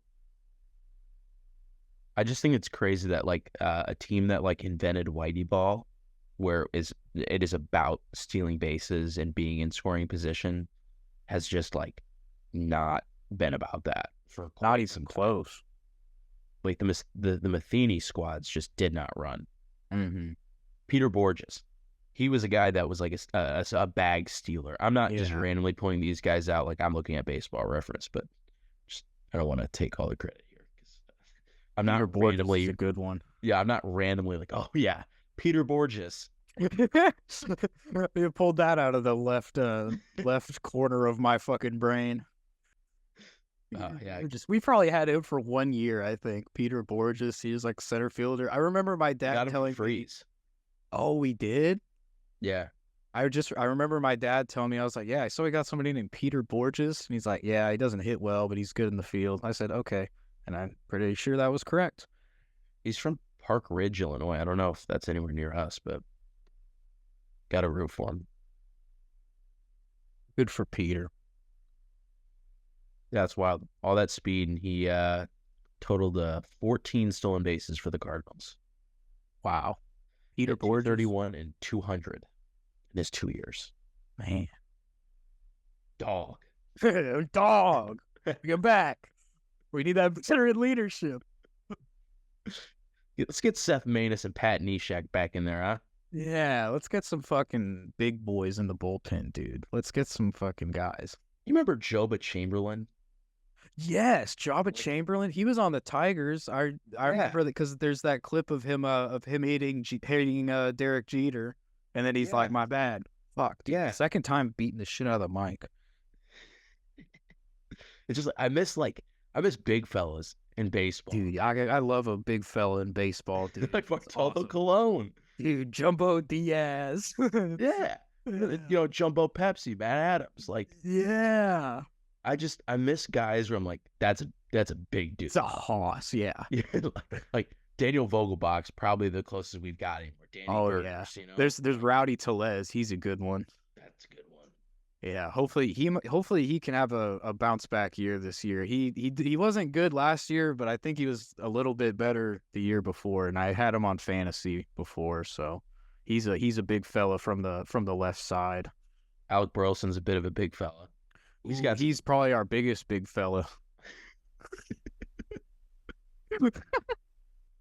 I gotta go make some moves on fantasy baseball just to make sure I have at least one big fella on my team. Dude, you also gotta watch out, see if any of your pitchers have a fucking elbow injury, because it seems like half of every pitcher, every team does. Everybody's already hurt their arm. Yeah, mine are just getting shelled. Yeah, Reed Detmer's got bonked. Let's see what Zach Eflin's got. He's okay. Okay, he's starting opening day, thank God. Dude, yeah, I think Yumi and Jared are at the bottom of the league right now. After game one, that's what game one gave us. Pathetic, dude. Fucking terrible. Yeah, I didn't get any points. Yeah, I didn't do shit. I had Freddie Freeman and nothing happened. Well, shit-ass and I didn't even have anyone play. Yeah, and I had someone play, but Freddie just didn't do anything. That's wild. Yeah. Yeah, Jared was asking me about the scoring because he's like, how do I have points when nobody fucking scored? And then I kind of like explained the rotisserie shit a little bit, like the rotisserie scoring, how that works. And I found like a good screenshot that I might like drop in the chat that like explains it very well, like how the categories and all that. Yeah, I'll probably drop that in the chat tonight then, because for reference of the scoring, because I could see the confusion. It's like, why is there points when my team did literally nothing today? It's like, well, just by default. I was basically across like four messages of me trying to explain it while at work. I was like, basically, it just threw you, Stubby, and me to the bottom because we didn't do shit today. We did absolutely nothing. Everybody else got at least a run. You know, that's where I like to be behind the eight ball. Start slow. I asked my landlord to increase my rent because that's how hard I grind. That's the type of attitude I'm coming into this year. I could live by that, yeah. I asked my landlord to increase my rent so I can fucking perform higher. That's just me, though. Exactly. Like, not everybody has that attitude, and you can't expect them to, but that's how I operate when it comes to fantasy baseball. Now, homework, I'll be damned if I'm doing that. Yeah. Yeah, no. Last second. No, yeah, speaking of which, I don't have to do that. That's like a 150-word response. We're cooking. I have plenty of time. Dude, that's easy. What is that? Yeah. Is that a like a response thing due by 11:59?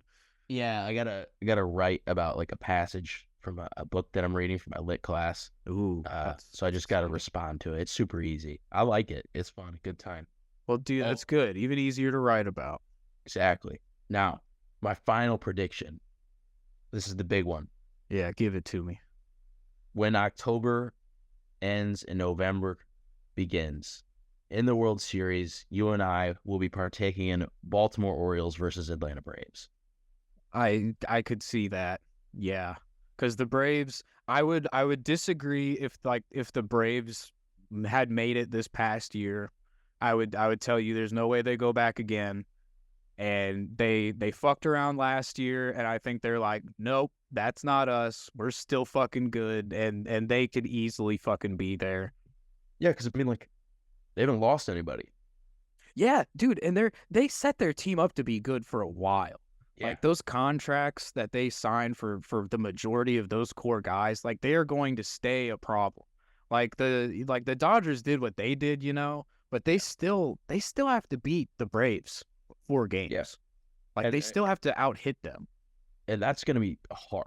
And again, like, I think the Braves had every right in business to be the champs after last year. I mean, just like the power of friendship Phillies is hard to top. I know. It's very inspirational and loud. Yeah, like they just got hot, and like that's baseball. Sometimes like you run into the salsa Matt Carpenter, Yes. Yeah, you run into Babe Ruth Matt Carpenter for no reason. Yeah, shit just happens. But like, I think that it's hard to get unlucky 2 years in a row. I'm saying this, and I apologize to any Bills fans that might be listening to this who lost 4 straight Super Bowls. Dude, Bills fans, trust me, nobody wants to see Pat Mahomes keep fucking winning, dude. No, dude. We're all here for you. I got a friend that's a Bills fan, actually. Dude, shout out him, man. Everybody wants... Josh Allen's fucking crazy good in Madden, dude. He deserves it. And I think that the Orioles... a lot of that's going to hinge on young guys making really large steps. Mm-hmm. Like Adley Rutschman looks like he's going to be the best catcher in the American League for the next 10 years. Yeah, or however long he's in that particular league, till inevitably he ends up with the Dodgers. Because why the fuck not? Yeah, it comes time to sign a big one. Right. But Jackson Holiday, I think, is going to be a freakazoid, and I'm really disappointed to get him in fantasy. Dude, yeah, Johnny, he makes baseball TikToks. He makes pretty funny baseball TikToks, and that's who got him. He's Mets. That's him. Okay. And then, did you get Gunnar Henderson? I did. Yeah. I think you got him right before, like, I was planning on taking him. It was like that next go around, and I was like, oh, Gunnar. But I think that, I think this would be a very good matchup for baseball. Baltimore finally getting back from the dead. Like, they were just ass for like 4 straight years. They were like, Chris Davis going 0 for 54 was the biggest. That was the biggest thing. That was the biggest thing they had going on. Yeah, like they drafted Adley Rutschman. They drafted Gunnar Henderson, and everyone was like, all right, well, we have to wait. 3 years from now, they're going to be all right.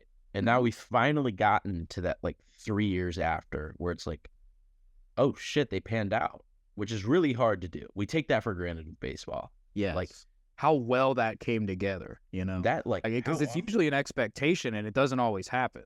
Yeah, like Mark Apple, the Astros. Like, he just didn't work. Right. As a number 1 pick. And that happens way too like, if you look at the bust rate between baseball and the rest of the big 4 sports, it's significantly higher, just because all of these guys immediately go to the minors. Yes. And also, a lot of them are kids. Like, they are 4 years younger than I am. Like, right. These are seniors in high school getting drafted. And then it's like, all right, go try to touch 95 from a 26-year-old that's been living in the weight room for the last 7 years, because he was once you. Yeah, he was once you. He's still playing A-ball for some reason. So, and he's fucking hit it. So, like, he's going to go out and try to shove every game, and you got to have to deal with it. And you've never been away from home. Yeah, and you're 17, and you're from fucking Panama, and we need you to hit 370 immediately in Cleveland, Ohio, in April. Yeah, in Cleveland. I know there's 7 people in the stands, but yeah, that doesn't matter. You need to show up. You got to show out. You got to produce. You want to get the fuck out? All you got to do is be the absolute best you can at your job. Dude, minor league baseball. I love minor league baseball because you're like you said, it will. I can only imagine that fucking journey. Like whether you go into it as a Jackson Holiday, or you go into it as a who's a late round pick. I don't know when Burleson was good. Like Jose Martinez. Like he was there you go. He was a forever minor league guy. It took him 10 years to finally get in, and then he did, and then raked. Mm-hmm. He was really good. And I remember we just didn't have a spot for him. So like we put him in the outfield. We've had him at first base, and he was okay, but he's not great. And then we ended up trading him, and he was not really heard from after that. Yeah, I think we sent him to like the Royals, I think. Let me see. I feel like I saw him there, but like going off of the minor league thing, I just real quick, Victor Scott II is going to be a dog. Dude, if you want to talk about a speed guy, he's going to start something in that regard for us. He's got a stick is the other thing. Like I saw him playing Peoria last year. Like he went 3 for 4 with a home run, a stolen base, and a diving catch in center. And I was like, shit. We've got yet another outfielder, as if we didn't need maybe a starting pitcher or another shortstop just in case Wynn doesn't work out, or literally any position. Yeah, no. Why not? What's another outfielder? But I think one of my favorite videos that makes me think of the minors, and just like the whole journey, we're talking about, I don't remember who it was, but he debuted, and his dad is at the game, right? Because, that's the whole thing, is you finally make it to the bigs, you get all your family there, and hopefully you hit a nuke in your first AB, or, you throw an immaculate inning in your first inning that you're pitching. And I don't remember I think this kid was a pitcher, so he came on a relief maybe, but like they cut to his dad, and his dad just is bawling for the entire half inning that he's there, just because it's like, he made it, like think about how many hundreds of games that guy sat watching his kid play. And like, I don't know, that always makes me tear up, because I'm a very emotional media consumer. Same, dude. Same. I won't lie. I won't be ashamed of it either. If you want to have a good, like, just BAWL ball, Your Name. That shit messed me up yesterday. Your Name? That's Your Name? It's an anime, but that shit, it's a or an animated movie. But like, cream of the crop. Okay. Dude, I'm writing it down. But like, and again, I think the minor leagues is both like, I think it's what makes baseball the most demanding sport. Like, you're playing for pennies for your first like 4 years of professional baseball, at the hope that like 3 or 4 guys in front of you just don't pan out via injury or experience. And then you just have to hope, like, because there are some really good guys that just don't make it, because there's guys can be a very good player, and you can be a very good player, and you just, you're in AA for a few years, and maybe you're hitting, 270 or something for multiple years, 280 even, and you just you're never guaranteed a promotion, because you're right, there has to be a spot ahead for you, and to even get that, who has to get hurt, who has to get promoted, like what has to happen. It's just like, that's the business of it, and it's brutal, because you get drafted in the NFL and you just go. Yeah, like you're getting drafted to fill an immediate need. Like, if you're a first round, second round, even most third round picks at this point, like, they'll make the team easily, and like you're expected to start and play a key role. Baseball, it's very much like, okay, we took you, we'll see you in 2 years. Yeah, you have to keep your shit together, don't take your signing bonus and go fuck off, and because I'm sure there's stories like that too. Yeah, like high prospects who got paid and they're like, oh man, I'm the shit, and then whatever happens, and they don't make it out of the minor leagues. So like, it's fun. I love going to minor league games too. They're so fun. It's so fun to watch those guys play. Yeah, I mean, we went to, one of my buddies and I, we went to a Peoria Chiefs game, because that's 30 minutes from where I'm going to school at. So nice. We went and sat behind the bullpens and just talked to the guys. They were asking us, they're like, where do we go to party after this? And like, we were like, like there's a couple of spots here, like we don't party, so we were just kind of like, I think this is where our friends go. So we, obviously you have to act like you know what you're talking about. Absolutely. You want to look cool. Right. And then like their third base coach, which is their manager, asked both of us if we had hot moms, which is an immediately uncomfortable question for a 40-year-old to be asking. Yeah. Just like, hold on, dude. Like we're asking about like sins and like where to drink after this game. Like, Yeah. I don't need you hitting on my mom, bro. Well, yeah, that's the difference between the conversation with the players and then the older baseball mind who's like, hey, you're talking a lot over there. What's your fucking mom look like?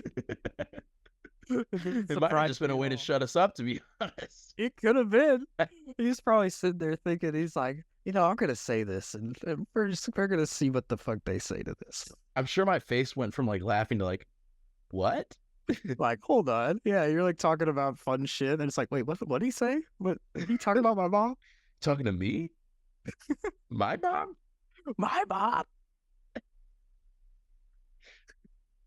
Oh fuck. Well, I'll hit you with my second one here. Yeah. So we got, and we can do this. Has been a good one, man. I'm having fun. This has been a good time. But so I'm a big O'Neal Cruz guy, so I had to get him in here to before the season.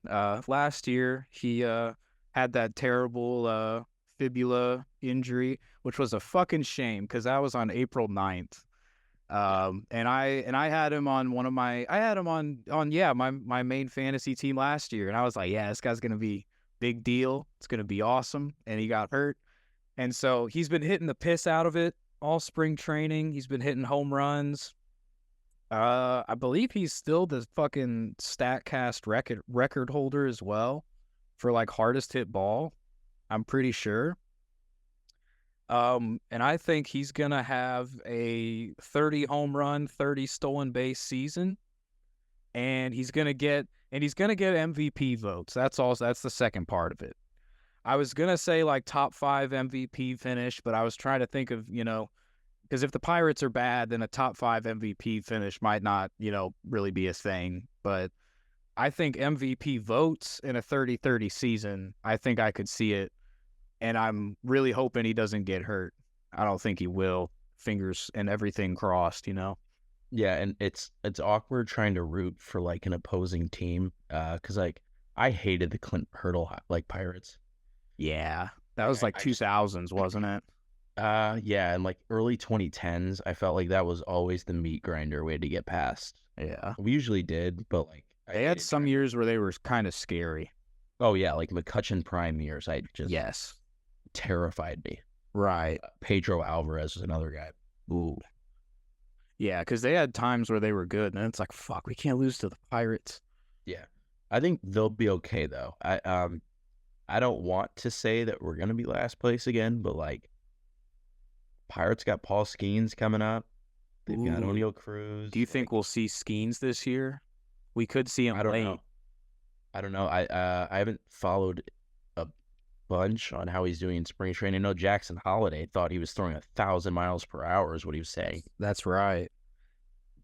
Yeah, I think the earliest we'd probably see Skeens this year would be like a late call up this year, and that's if he's flying through the minor leagues, because they just drafted him last year, and he barely pitched in the minor leagues, at the end of last season because he threw so much with LSU. Yeah. So this is good. He's got to have at least one full year in the minor leagues. He is extremely ready. The way he looks like a major leaguer. I mean, Jesus Christ. I've never seen somebody look more like a major leaguer out of college, on the mound. Like, he is a dominating looking dude. Yeah, it's like I can see why that you just like destroyed these 18-year-olds who might have had a rough day at like English 212, like it's like the same thing with LeBron. Like some kid probably failed his algebra 2 exam and then has to go try to guard LeBron in high school. Exactly, dude. You're not sleeping well. And the school's going to be there because, it's LeBron. And then you're getting yammed on by LeBron James. It's bad for you. And you're like, fuck, man, I got to write this paper too. My life sucks. Well, then you just think that anyway because you're in high school. Yeah, no, it's usually bleak in high school. Looking back on it, it's mostly just struggle. That's what it is. You fight through. Has thrown 3 innings in the minor leagues. No, or in spring training. In spring training, oh. He's got 3 strikeouts to 1 run. So, I mean, it is kind of what you expect. But yeah, like you said, I would have to think he's got to be a couple years off. Oh, I'm older than him too. Great. Yep. Yes, you are. He's also dating Libby 6'6", Bune. 235. What are they putting in the water? Dude, whatever. It's something in LSU, man. Something's going on. 6'6". Dude, he's got a stash too. Great stash.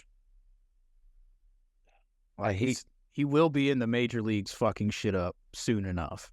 Yeah, like if it's not this year, it's next year. Like I think it'll be next. Yeah, and I think he probably makes the opening day roster next year. Like he'll probably just Agreed. September call up, I would think, and then I mean, again, unless he's like 5 no hitters in the first 3 months, and it's like, okay, well, he's obviously too good. And if this is again the part of baseball, like if there's a lot of injuries that the Pirates have, and they're like, we need him, like he's gonna have to throw regardless if he's ready or not. Exactly. And as far as, his pitches and how hard he throws and all of that, on paper, all of those things tell me that he could be successful in the major leagues, because who the hell comes out of college looking like that? Like those double-A kids are going to like cry. I would curl up in the batter's box and just lay down. Yeah, exactly. It's like, what are you doing? But yeah, I can't even and like you said, like it's not at all like I root for the fucking Pirates, because it's like I can't root for anybody else in this fucking division, fuck them all. But if I couldn't be that pissed if the Pirates somehow put something together, and then my mentality would just kind of be, okay, well, assuming the Cardinals are in it, and my mentality would just be, all right, like I've got respect for the Pirates for what they're doing, but we have to still be better. But I will be even more upset if we were to lose to them in a wild card or whatever it may be. Yeah, I'm trying to think in terms of like teams I like am least angry when we lose to division-wise, and I think it has to go like from least to most. Like I think it's got to be Brewers, because it's hard. I've yet to meet like a disgusting Wisconsin person. They're all so nice. They're very pleasant. Yeah. Yeah. Like I have a lot of family from Wisconsin, so I know a good chunk of them, and none of them are ever going to rub it in your face, which is great. And also they tailgate before games, which I think is fantastic for baseball. That is good. So I could probably go Brewers, Pirates, steep drop off. Reds. Fuck them. Yeah. And then the Cubs barely. Like I almost hate the Reds more than I hate the Cubs. There's been times where I've been very angry with the Reds. I wasn't as angry last year, only because we were terrible. If we were good last year, I bet you my mentality towards the Reds being young and exciting and everything, I probably would have been thinking, fuck you guys are frauds. Like that probably would have been what I was thinking. But since the Cardinals sucked, and I was upset about the Cardinals all year, I was like, hey, Ellie De La Cruz is fun to watch.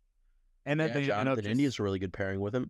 Yeah, but they ended up shitting the bed later on anyway, like the Reds do. So that is the nice thing about our division, is like if we can just hang around long enough, the wheels all fall off for everybody. Exactly. That's the thing. That's what really made last year hurt even more.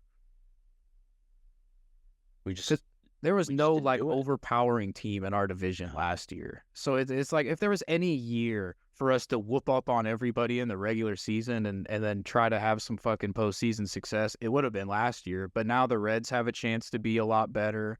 The Cubs could possibly be better. They may not. I don't think Craig Counsell will make a world of fucking difference. I don't think he's going to be Jesus for him. But no. I mean, and I also, I think a lot would have to go right for the Reds for that to happen anyway. So it feels like a lot of teams are pitchers away from being very good. I think, and again, it might be a benefit in terms of like how hitters have just improved at an exponential rate. It's hard for pitching, I think, to get changed a lot. Mm-hmm. But I do think it's a lot easier to become a better hitter.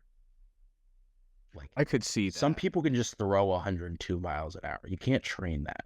Right. Like Paul Skeens, it was bred, it seems, to just throw cheddar. Yes. And like there's not much you can do about that. But like you can teach yourself how to be a good hitter, I think. Right. And It's command is a whole other thing. Like pitchers, you have to learn command, and that's crazy difficult to do. I don't want to discount. Right. And then there's all the mechanics. There's some players who, who could really struggle with mechanics, or they could, because it's such a I definitely agree, because there's everything that's involved with pitching. It creates a way more seemingly, margin for error, I guess you could say, because there's, all the different stuff you have to pay attention to as far as your motion, and you have to locate, and you have to still throw hard, and everybody's fucking up their elbow now too. So that is a whole nother element to it, that as a hitter, you are not threatened with that, really. I mean, Jason Dominguez tore his UCL, I think, but I'm not sure how that happened. But you don't have that concern as a hitter. No, you're just there to take cuts. And I think another thing is that, like, you mentioned the mental aspect of being a pitcher. Like, all eyes are on you every time you are out there. A batter gets to get out of the limelight after, on average, I would say 4 pitches. Right. Like, the average hitter average at bat, you're probably seeing 4 pitches. Mm-hmm. If you're pitching, you're throwing about 85, 90 pitches. Right. You're out there. It is expected you are trotting out there to throw those pitches. And that, like, the mental toll, I think, is a whole other thing on a pitcher. Yeah, absolutely. Because that's a never-ending mental battle until you get that last out. Then maybe you get a breath. But then you're just going in the dugout, and you're just wanting nothing more than anything to just keep your fucking concentration. Yeah. I mean, how often do you look at, like, they'll cut to the dugout, and if a guy's shoving, like, nobody talks to him. The superstition. Yep. You do not talk to him. No, which I think is hilarious. Like, that's always I think that's one of my favorite superstitions is like, shut the fuck up if a guy's throwing well. Don't talk to him. Because I was the same way. Like, if I was locked in, I didn't want people talking. Exactly. It's like, do not talk to me. There's nothing you can say to me right now that will be beneficial unless I start pitching like shit. Then fine. But yeah. Yeah, but it was like I know how I'm throwing as a pitcher. Like, you can tell when you can feel it. You can feel it. Yeah, there's it feels like there is an energy out there. Like, you can feel everything else that's going on. You feel like you're in sync with how you're throwing. Like, I threw a no-hitter when I was like in 5th grade for like a summer league game, and they were really bad. Right. And I had I think it was 2 auto outs in the last inning because they had not enough people. Still counts. So I walked the last batter I faced and then got the 2 auto outs. So I lost the perfect game on my last at bat. Did that hurt, or did you not really have an idea because you were so young? I mean, I was in going into 5th grade, so I was like, okay, well, if I'm doing it here, I could probably do it again at some point, and never. That's a baller thought. I love it. Well, you're in 5th grade. You're like, I got time. Yeah, you're like, I got time to throw 7 perfect games before I'm in high school. Are you kidding? Yeah. Right. And then my pitching career had 2 peaks. 6th grade, I threw a complete game. We lost to Williamsville, I think 6-3. Because our shortstop called me off. So I'm coming off the mat. I'm talking about glory days in junior high baseball now. Shit, dude. Dude. Yeah. So pop fly. I'm fucking dealing. So I'm like, I'm gonna get this motherfucking pop up myself. Yeah. That's how I'm feeling. So I'm backing up off the mound, and I'm also a baseball player, and I know how a shortstop works. Shortstop calls the ball, they get the ball, regardless if they can make the play or not. Same way with the center fielder. You're just like, all right, fuck you. You're going to drop it. But that was on you. Yeah. So he calls me off. I'm like, all right. He dropped it. And that was the beginning of the end. We lose the game 6-3. And I'm pissed. 8th grade year. We go out, play Williamsville. This time we beat them 6-3. I threw another complete game. I think I threw 129 pitches that day, and my arm never recovered. Holy shit. Yeah, anytime I would throw over 50 pitches, 55 pitches, it was cooked. I couldn't start after that. It was over. Probably affected my development in some way. I'm going to be 50 and my arm's going to be halfway off. What's wrong? I'm going to get an MRI. Yeah, your rotator cuff never fully attached again. Yeah, it's just been, we don't even know how it's still there. Yeah, it's fucked. You don't really have one at this point. It's kind of just How's your shoulder operate, sir? Not well. I don't throw very much anymore. Dude, both my shoulders pop and click like a motherfucker. It's such a Yeah, my collarbone and like shoulder bones. your collarbone. Yeah, they click. Does Like, does the collarbone hurt at all? I feel like the collarbone hurt. No, it just kind of like clicks. I can't do it right now for whatever reason, but like, I don't know if it'll pick up in the mic. Dude, that hurts. I haven't done it for a while. popping shoulders into the mic at this point. Look at us. Yeah, 2 hours deep. That's what we're doing. That's what you have to do with these long podcast episodes. You know what I'm saying? You never know. I watched some old you know Joey Diaz, the comedian. Oh yeah, like get up cocksuckers. Yes, that Yeah, okay, get up, cocksucker. Yeah, that guy. I watched some old podcast episodes from like many years ago, and they would just do all kinds of crazy shit. Like he would like eat shrooms sometimes. He'd always be stoned. Like some of those, it's like what are you even fucking talking about? But they're pretty funny. That's what like I think that's what makes for a good time. Yeah. Sometimes. Yeah, just make the most out of the couple hours or whatever you're doing. It's like you're doing a podcast. It's a good time. It's supposed to be fun. Exactly. That's what I'm saying. Well, I've got one final fun prediction because I believe you gave me your 3 if I'm correct. I was pretty sure. Good. Dude, I'm a fan. You came with some fucking heat. I expected nothing less. I tried my best. I knew it was coming, and I've never seen a motherfucker deliver outside of Michael Jordan. Best. That's Michael Jordan. So sorry. I prefer 2016 Bron because we're done with the 80s. Done with the 90s. We done with the 80s and 90s. Well, LeBron can at least go left. Well, okay. Well, facts, dude. LeBron. I can't doubt LeBron's greatness. I've got I'll always have a certain love for MJ, but dude, anybody who says LeBron's phony or because people will still say that shit, and it's like, well, clearly you're not paying attention because he's literally scored the most points by now, so you're gonna have to deal with it. My kind of like deflection at this point, like I'm a certified bronsexual, and it's been that way for a few years now. But Proud of you. As long as your top 3, and I say this to everybody, is as long as your top 3 is some arrangement of Kareem, Jordan, and LeBron, I won't really be upset with you.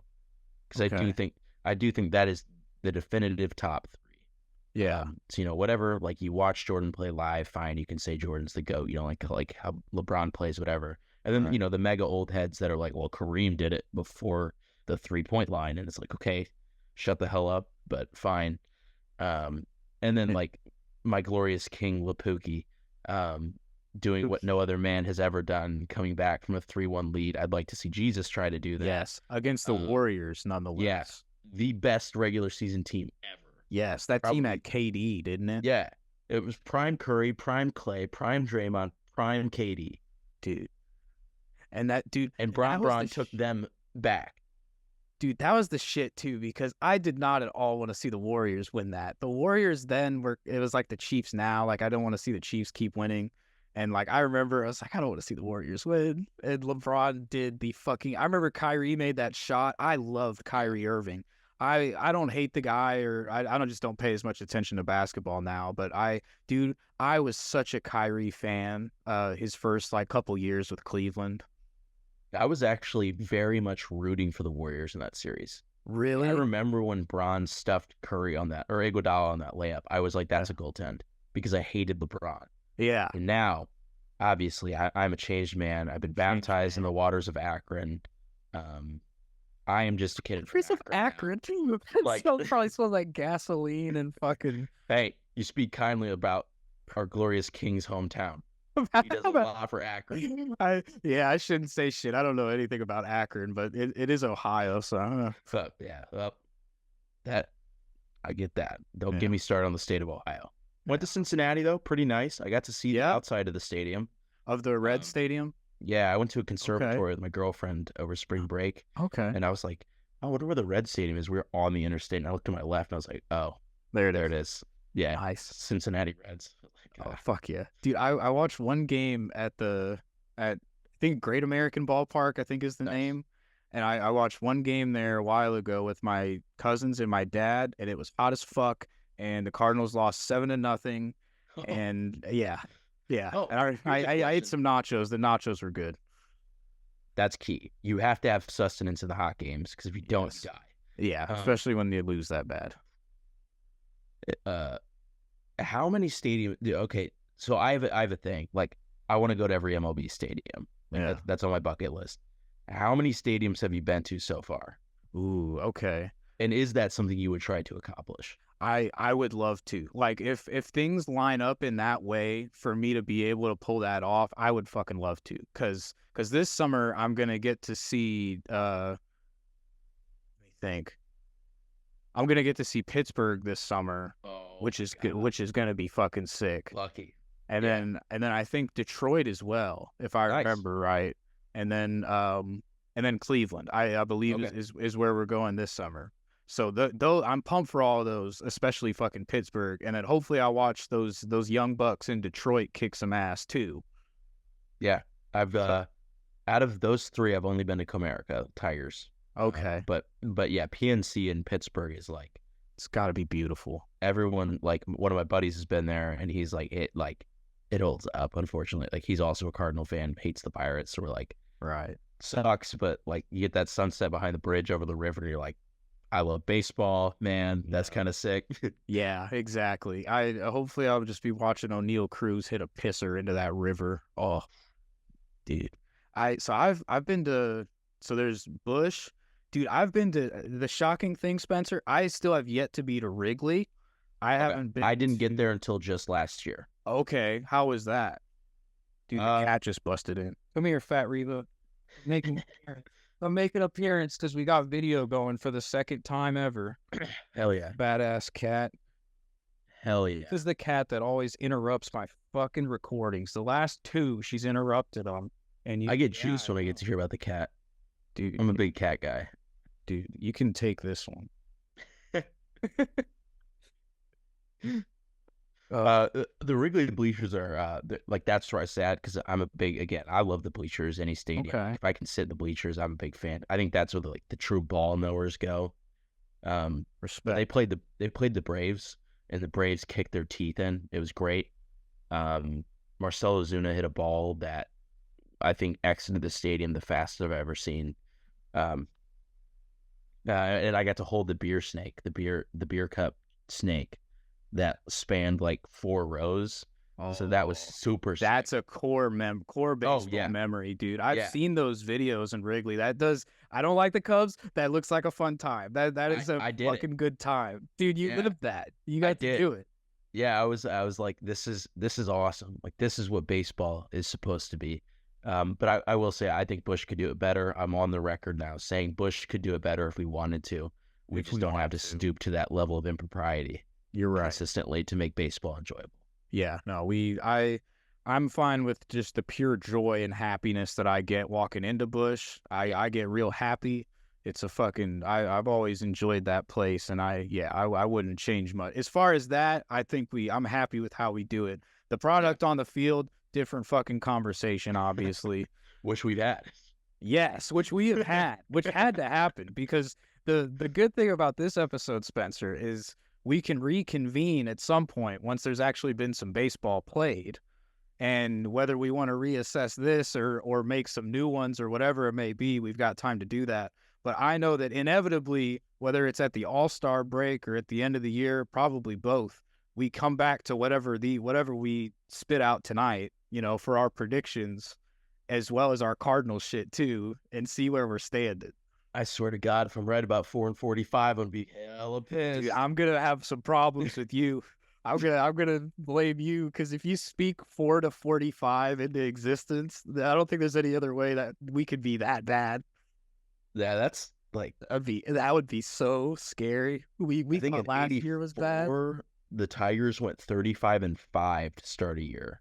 Jesus, that's incredible. Yeah, they won the World Series, thank God. Like, I'm a Good. big proponent of, like, if you set like a cool record in the regular season, I'm usually on the, like, I hope you win it all, because like, Mhm. I don't want that to get like tainted. Like, us winning Yeah. 17 straight games, like, I'm just kind of like, meh.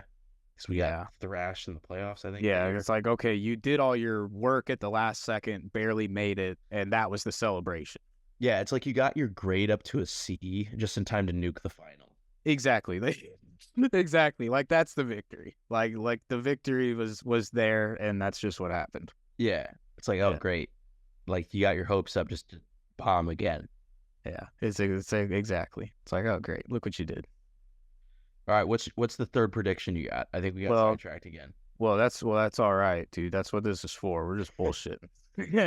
we have no itinerary, dude. So here we go. This is my boldest one, and I think it's fitting for the closing here. So I think one way or another, the last year in Oakland, the Oakland Athletics will have 3 All-Stars in the All-Star game this year. Wow. Somehow, Spencer, it's going to happen. So a lot has to happen. Listen, Zach Geloff, I think he's this fucking cat. Reba, just because you disagree doesn't mean you have to fucking interrupt me when I'm trying to explain. What a bitch. She's got thoughts on the matter. She does have thoughts on the matter. She's like, no fucking way. She hates Zach Geloff. But I think Zach Geloff, dude, he hit pretty well when he came up last year. I like him. I think, and first of all, every team has to have at least one. I'm pretty sure they still enforce that, right? Good. I'm a proponent of that. Like, you have me representation. Want to watch the All-Star game. Yeah. So like last year it was Brent Rooker, and who knows? Brent Rooker, who would be surprised if he played better this year? I wouldn't be that surprised. I think Zach Geloff is already pretty good. The trouble is who would be the third one, in all honesty. They only have one catcher on their active roster, Shea Langeliers, so I'm gonna So I wrote him down as a possibility because he hits for power, not for average at all. Oh, I got it. I just discovered it. Who you got? We know who it is. It's Aledmus Diaz. Yes, returning to prominence. He's gonna return to his All-Star season with the Cardinals, and Aledmus Diaz is gonna do it. I can't wait. I'm here for it. They might have Stephen Piscotty still. I think I saw them in their spring training stats. Fucking Stephen Piscotty. So. He's still hanging around. I'm a huge Stephen Piscotty guy, actually. Dude, great guy. He was rehabbing for the Chiefs one year, and I went and opened a pack of Gypsy Queens. I used to collect baseball cards like crazy heavy. And I like to dabble occasionally. Cards. Same, dude. They're fun to open. I'll buy them sometimes. Yeah. But I pulled a rookie Gypsy Queen mini of Stephen Piscotty. Oh, wow. 2 days before I went to that Chiefs game. So I walked down there and got it signed. He was like, this is the smallest baseball card I've ever seen. And so me, being like probably 15 at the time, I'm like, oh my God, this is so cool. I was like, so cool. Yeah, I pulled it 2 days ago. I got it so recently, and now you're just kind of like looked up at me. It's like, and then signed it. But yeah, I still have it on my, I have like a trophy case, I guess, but it like displays like my favorite cards that I have. And, he's somebody I've kind of just always rooted for since then. Cause I don't know. I think that's the closest like celebrity interaction I've had with somebody. I sat behind David Blaine on an airplane one time. That was pretty cool. That's pretty sick. That's a magician. It was wild. Yeah. No. Okay. So like I was on a diagonal to him, like diagonally behind him. I don't know what he was doing. Like he was the card tricks. I don't know how he did it. I had a backstage look at it. He was doing shit. Yeah. So you were watching him like actually do tricks? Yeah. Like he was doing like card tricks. And I was like, I'm looking behind the curtain and I still don't know what he's doing. See, he's like just a wizard. Like cards out of his mouth. I'm like, I just watched you not touch your face. Yeah. Like where'd you shove that? Yeah. I was like, how did you know that was going to be a 9 of hearts that guy picked? Why do you have that under your tongue? How? Yeah. Dude, he'd be the best person to sit by on a plane. Just be like, oh, great. These hours are going to fly by because I'm going to be having a fucking crisis. It's like, all right, David. Should I call you David? Can I call you David? Okay, good. Dave. We'll go with Dave. Okay, Dave. Show me how you do these tricks. Show me how. Listen, it's you and me in this plane right now. Just fucking tell me. Stop bullshitting me. Well, because like, I didn't know who he was. I think I was like 6, and my mom was like, she was like, Spence, that's David Blaine. I was like, who's David Blaine? Because you're 6, and I only watched America's Team and Sports Center as my shows as a kid. Okay. So I was like, great, David Blaine, who gives a shit? And she's like, no, he's like the world's most famous magician in the world right now. I was like, oh, okay. So like, you're watching this guy just do wizard witchcraft, and you're like, this is the coolest thing I've ever seen. It's like, holy shit, you're magical, sir. It's like, that is magic. Like, you're conjuring stuff right now. You're whipping this out of fucking nowhere, David. Yeah. Man, that was pretty sick. But yeah, Seaman Biscotti, I hope he's doing great guy. Aledmus Diaz still around, dude. I'm glad to see. Aledmus was with the Astros for a bit. Mm-hmm. He had a pretty good season there. I think he was all right with the Blue Jays for a while too. Oh, that's right. I forgot about Blue Jays Aledmus. That's right.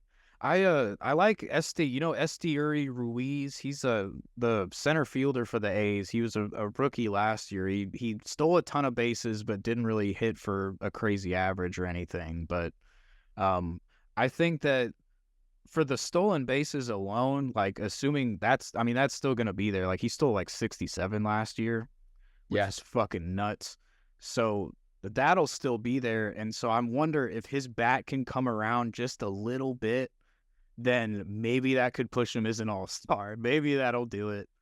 Or maybe I'll be honest, I didn't really know much about this guy until today, but their number 2 prospect, Mason Miller, he's a starting pitcher for them, and I guess he could have a chance as well, just because I guess he's expected to be good, but I don't know much about him. But someone's got him in our league. I know he's good enough for that. We got 8 teams, so hey. They've got some names that, when I followed baseball, like, very closely a few years ago, like Alex Wood. I know that name. Mm-hmm. Ross Stripling, I remember, was competent for a while. Sean Newcomb used to be really good. But now, like, this fantasy league I'm very much looking forward to because it's going to get me back into baseball. And it's been something that I'm just kind of like, I fell off with for a while. And now I'm just kind of like, all right, well, it's time we return. Absolutely. Dude, well, I'm glad that I got to... Well, one, I'm glad that you're in the league, period, because, I think it's just going to be fun. And I'm glad that it was, it got to be part of kind of bringing you back to baseball a little bit too. Because you said earlier that you don't watch a ton of games on TV. I'm kind of like that as well, just because, I still have to work 8 hours a day. And then it's like, I still like to watch movies. We both like movies and shit. So it's like there's usually a movie or some show or something that I want to watch as well. And so, the Cardinals are shitty. Like, I don't want. Oh my god! Watch 3 hours of the Cardinals being asked when I watch Oppenheimer for 3 hours. Right? Yeah, dude. I've watched Oppenheimer so many times. I love it. I fucking love it. But dude, and I'm probably gonna get fucking MLB.TV this year, and I do want to watch more, and I'll at least be putting it on my phone and finding times to watch, and just to the podcast also helps give me an incentive to do that. In all honesty, without the podcast, I probably wouldn't be thinking about it as much. But I mean, but hey, I just hope it's a good product. I mean, if it's a good product on the field and I can watch it, I will be so happy to watch it and watch more baseball and everything. And fantasy baseball is usually like the way that I keep informed with who's doing well and who's not. Yeah. Like that, because I've always loved fantasy baseball, and that's, if my team starts sucking, I start trying to figure out who I'm pissed at.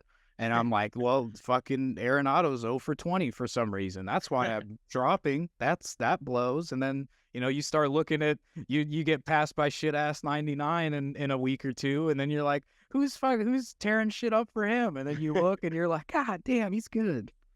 It's just like, oh, it's a Story Ruiz. Yeah. Why is he going? Stealing bases and getting 3 hits a game. He's going to be an all-star. Adam was right. I can't wait. I can't wait to revisit this, and they're going to have like 5. Can you imagine, dude? Last year in Oakland, baseball's weird. Who knows? If they make it to Vegas. What if they don't? I don't know if you saw the report, but the mayor of Vegas was kind of like, She was like, "Don't come. Like She was they kinda should like, "Hey, find a y'all." way to stay." Yeah, she's like, "Hey, you guys are kind of talking crazy, so might want to get the fuck out." Yeah, if I can stay there. Yeah, because she said something about like, "Hey, it seems like they want you in Oakland. Maybe find a way to make that work." Yeah, it's just I'm upset that I think that baseball does have some issues with it. I will say, from just a business standpoint, like I'm not going to get into the jerseys and the pants. That's another 2 hours on this episode that I don't think we can stomach. Stupidity, yeah. But they need to introduce a minimum, a salary floor, and they need to introduce a salary cap. Okay. Because nobody wants to watch the $35 million Rays lineup trot out against the $364 million Dodgers lineup. Yeah. It's not fun for anybody. Right. And nobody likes seeing their big names get bought by these larger teams. Yeah. Because it sucks. Like, imagine being a Rays fan. You finally get somebody decent, and then it's like Blake Snell. Mm-hmm. And then it's like, oh, we can't afford Blake Snell anymore. Yep. We can't afford Blake Snell anymore. Like, we can't afford because we don't want to. We want to stay in this certain tax area. Right. And so I think that could help baseball a little bit. And also, like, I am a proponent that players should get paid what they're worth, considering that, like, they're the reasons why we watch baseball. We're not watching it because, oh, I love seeing what Bill DeWitt put together this year. But at the same time, Bill DeWitt just makes me nervous. Mostly Mosaic more, but we've discussed it. Both these guys are. Swear to God, they don't want to see me in a dark alley. Yeah, they don't. That's not a credible threat. Yeah, nobody lose their tits over that. Yeah, that's not credible. Yeah, come on. I'd be very starstruck probably, and then I'd ask Mo, please sign a pitcher for the love of God. Just be like, hey man, let me help. Please, please, surely, please. Who are you? I probably would just plead with the man. I would just like, listen, man. So much of my help. Yeah, I would probably just be in tears. I'd just be like, listen, man, so much rides on you. Okay, crazy story. Zak Luken, our buddy. Yeah. Shout out Zak. Director of Imma Head Out. Correct. Oh, we're just throwing Imma Head Out references left and right. That's right. His dad texted him one day and was like, dude, I'm sitting next to the GM of the Cardinals right now. He's at a Chiefs game. I was with Zak. I was like, you have to, is it John Mozeliak? Yeah. And he texted me. He's like, yeah, his name's John. And I was like, Zak, give me the phone. I'm calling your dad. Tell your dad to put me on the phone with John Mozeliak. I'm getting us some pitching. Yeah, I'm going to make a deal right now. It didn't happen, and we ended 20 games below 500. So you can put the blame on Zak and his dad for that. Damn it, Zak. We're going to have a word about that. Dude, Spencer, because you've been making a lot of sense tonight, Spencer, so I think that kind of just confirms it. So I think we could have avoided a lot of heartache if Zak would have just been like, hey. That's what I'm thinking. Dude, that gives me good closure for all our Cardinals like bitching this episode, because now we can put it on Zak. Be like, Zak, you're going to go to about the 2 hour and 15-minute mark. Yeah, where we just decided it was your fault. After all of this discourse, we decided, be like, yeah, it was your fault. You had a chance to pass the phone in a crucial moment. Didn't happen. We sucked. Sorry.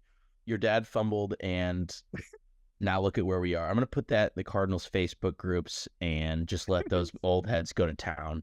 Because those guys love just negative. They got a conspiracy theory. They love that. Yeah, dude. Oh my God. Cardinals Twitter is a scary place too. Oh, I stay away from it. Dude, I last year confirmed. I've never been a participant. I've been an observer, and in even observing it, it's embarrassing. It's like, you motherfuckers hang on every word, every breath. Every fucking game is 9/11. If everything isn't perfect, you bitch when we win, you bitch more when we lose. Like, Cardinals Twitter is some of the most negative shit. Yeah, and I will say that MLB Twitter is the most normal of all sports Twitters. Agreed. Usually it cracks me up. That, and also, like, when the Wander Franco shit happened, it was immediately everybody condemned it. There was no sort of this defense that like Josh Giddey, specifically, that NBA Twitter was like, oh well, yada yada. I'm like, it looks bad. It's like, oh, well, she lied or whatever. It's like, dude, he's in the It looks NBA. bad. He's fucking around with someone in high school. It doesn't matter. The facts are what they are. Yeah, and then like the Miles Bridges stuff too, and then NFL Twitter, like the CTE is everywhere within that. And I don't get on hockey Twitter too much, but I like. I don't know shit about hockey Twitter. I don't even, but let me tell you, Premier League Twitter, English Premier League Twitter for soccer is I bet that's fucking ludicrous. Ludicrous? Okay. Oh yeah, yeah. There's some crazy, like the amount of times I've seen some player paste on Osama bin Laden before, like saying that they're terrorists to like the game of soccer is appalling. Holy shit. They're not holding back. Those guys go in. Just calling somebody Osama. Yeah. It's wild. Over it's soccer. A weekly thing. Holy it's a shit. weekly thing. Oh my God. It's fucking crazy. So yeah, be thankful that like baseball Twitter is like semi-respectable and normal, it is, because there's some downright devious things going on in the other sports one. Dude, yeah. You really opened my eyes, because Premier League, I would have had no fucking clue. It would have taken a while for my Twitter to get a taste of that at all. I bet that would be one of the more brutal necks of the woods there as far as sports. Yeah. Angry British people. Yeah. I mean, I would be mad too if I was eating beans on toast every morning. Dude, but yeah. Next time there's like a Saturday, I think like this Saturday, there's Premier League soccer. Do yourself a favor and just like go to like your search tab where there's trending. Wait for the games to start and then just click on a game and just see what kind of just crazy shit comes up, because it's incredible. Also, my entire Twitter feed right now is about Shohei Ohtani. And the interpreter, dude, I almost forgot that happened. Okay, yeah. CNN from 2023, June 11th. The article headline was Shohei Ohtani has always bet on himself and it's about to reap huge rewards. God damn it. It's the fucking... It's feeding the conspiracy. It's the Hank from Breaking Bad looking up with the realization face of who WW is. It's incredible. It's awesome. Oh my God, dude! I almost forgot about that shit, dude. Ipe, why? Oh my God, dude! I don't know. Yeah, we haven't even mentioned that, dude. I think we talked about it a little, like at the start of a while ago. We talked about it a little bit, because dude, that shit just happened today. Like I was watching fucking the new episode of I was watching Bad Batch with the boys, the fucking Star Wars show, and I was on my phone and I saw that. I was like, oh my God, this is a great day to record the podcast.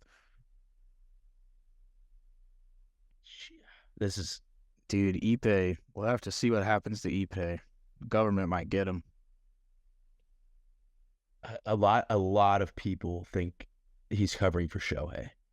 Dude, if that ends up being confirmed, that would be fucking bonkers. I don't know how that would mull over in my brain. Ooh. This is easily the biggest, like... That's a crazy story, dude. I think this is the biggest sports story that we've had in sports in the last 5 years, I would say. It could be, especially because Shohei has had literally zero controversy whatsoever. Yeah. Like what has he gotten into shit for at all? Like nothing. Never. Like people were pissed at him for going to the Dodgers, but that's like that was just like, oh, you just it's like rain. Yeah, right. Dude, that is crazy, because that did just and that's only just gonna develop more, and we have no fucking clue. By this time next week, we could have some terrifying information for all we know. Yeah, I mean, this guy, like, he used an illegal bookmaker. This guy retweets and says, absolutely insane, an illegal bookmaker. Just use FanDuel, the official sports book of Major League Baseball. Just use FanDuel. Use my code. Well, I guess he was stealing money from Shohei, which is, obviously, if that's what was happening, if he was actually stealing money from Shohei, say that's still the truth. Yeah. Then that itself is wrong wherever he's gambling. But you're right, the illegal bookmaker is a whole nother, like, area of illegal activity outside of the money theft, to where it's like, yeah, you didn't just hop on DraftKings like Calvin Ridley. You went to this guy who is already being investigated by the fucking FBI, and you tied yourself with him, and you are in the public eye. Why would you do that? Yeah, and it's just like it's so easy to put money on sports these days, to the point that I'm concerned. Like, I don't know if you just saw what the NBA just announced, but they're going to allow you to, so like NBA TV, right? Mm-hmm. You know, you're watching your game. They're going to allow you to directly place bets from that. From your like TV. Like, there's going to be like a FanDuel thing, like right here, or DraftKings or whoever they're officially partnered with. But you'll be able to bet watching the games on the NBA TV, which I think is incredibly wrong. And like, I think I've reached a point where it's like, I'm done. That's so unnecessary. Like, how is using the phone not? How does it get more convenient than that? You know, like what? Like, it's already on the phone. There's so many different apps. You know, like you can do. Like, you don't need it right there on the TV, because then it's like, yeah, you're watching. First of all, you're watching a game, and I hate that too. Yeah, it's just I don't think it's a good thing that we're encouraging gambling at all times. Like, I used to like be like, like, and March Madness is coming up, so like I'll throw down some like penny bets and stuff. But like, it's gotten to a point where I'm like, I think it's affecting our leagues. Like, you can't tell me that there's no way these guys aren't betting on themselves in some facet. Or betting. There's got to be guys getting away with it, Like, there's so many, people are smart enough to do it and not get caught. Like, that's just the reality of it. And that is free. That's free money. People are greedy.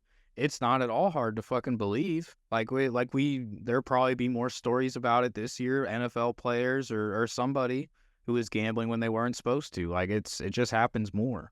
Yeah, like, and who's to say that, like, I'm a third option on like the Detroit Lions as a receiver. Like, we'll just use Josh Reynolds as an example. Who's to say Josh Reynolds, through practice that week, he's like, I'm not going to get a lot of touches. We're not using a lot of my plays or anything like that. I'm going to tell my mom to put 20 G's of my money on my under. Yeah. And like, you're not supposed to do that, but like, right. There's no way they're investigating every time this happens. Exactly. Like there's no way that they've got, the infrastructure to be able to catch, like, that's like a possible situation like what you just described. I can't, how can they catch that unless they're looking for that, unless they already have some idea, because there's too many players, and you're right. That seems like something that you could just pull off. Like, it just seems like not that hard of a fucking thing to do. Yeah. So I don't know. I think that, sports betting is going to exist. It has existed, and I don't necessarily think it's a terrible thing for it to be legalized. Yeah. Because there's way worse shit that you should go to jail for than betting on sports. Right. The leagues partnering with it, I do have a problem with. Yeah. It does feel like suddenly there's money being exchanged because of those results. There's endless promotion. The endless promotion is what's starting to really fuck with me. Because it's like there's ads constantly. It's like, and like, the only sport that I don't mind, seeing DraftKings ads over and over, it's like for UFC, it's like, okay, fine. Like, UFC doesn't come around as often, they have a big one every, few weeks or months or whatever. But so it's like, UFC, it's like, okay, fine. Let's like, there's a lot of money. With that, it feels more right than any of like the other four major sports. Yeah, like this person's like, wow, looks like MLB brought to you by FanDuel and presented by MGM could have a massive gambling scandal on their hands. Yeah. Oh no. Yeah. Like, it's like they're profiting from it, Yeah, and like it is encouraged. Like, right. Yeah, it's shoved in our face. It's like, hey, you get your free bets. If you haven't signed up yet, get your free $150 or whatever. And also, these sports books are giving these leagues money. And so I find it very hard to believe that there isn't some amount of pressure given by the sports books to these leagues. Like, oh, there's tons of money right now and I'm not going to say that this happened because I thought the game that I'm about to refer to was officiated very well, and there wasn't any sort of like negativity or questionable calls. But like the Lions and 49ers, there was a lot of money on the Lions to make the Super Bowl going into the playoffs because they were a huge underdog. But they were the feel-good story, and people like feel-good stories. And so suddenly when they're a couple of plays away from it, there's nothing to say that maybe the NFL doesn't make a call at halftime to the officials and be like, hey, there's a lot of money at stake going the wrong way for our league. Right. If this result gets out of hand. I don't think that, and I hope it doesn't happen. And I would hope not either, but yeah. But like, think about how many leagues, like NBA got busted for game fixing. Like a few refs did. Yeah, there's something on Netflix. I watched it about that one ref. Yeah, Tim Donaghy or something like that. Yeah. And he says that it's still going on. And I would say basketball is easier to fix than a football or a baseball. Baseball, I think, is the hardest one too. Baseball would be pretty difficult. Basketball, it's God. There seems to be way too many point shaving examples in basketball. Yeah. And soccer's had a massive amount of problems with that forever because. Oh, really? Oh, yeah. Well, because you have one primary official.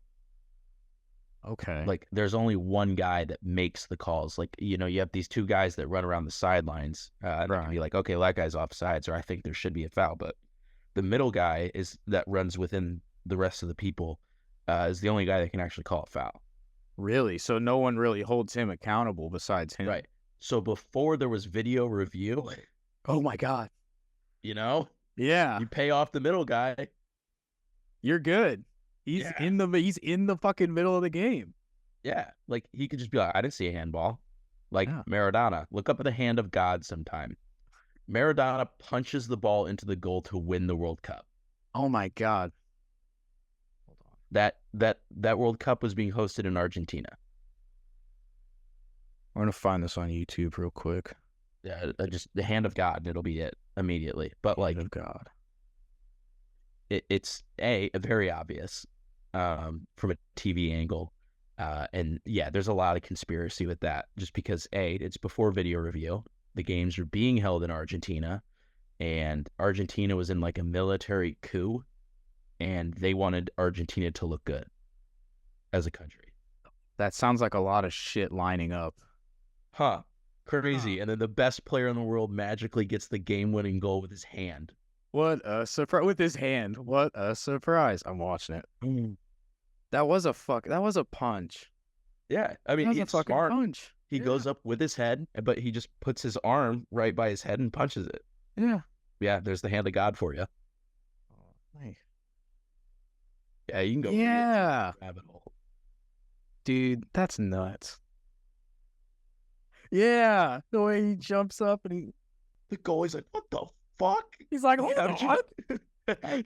He losing my mind. Oh, yeah. Like, imagine.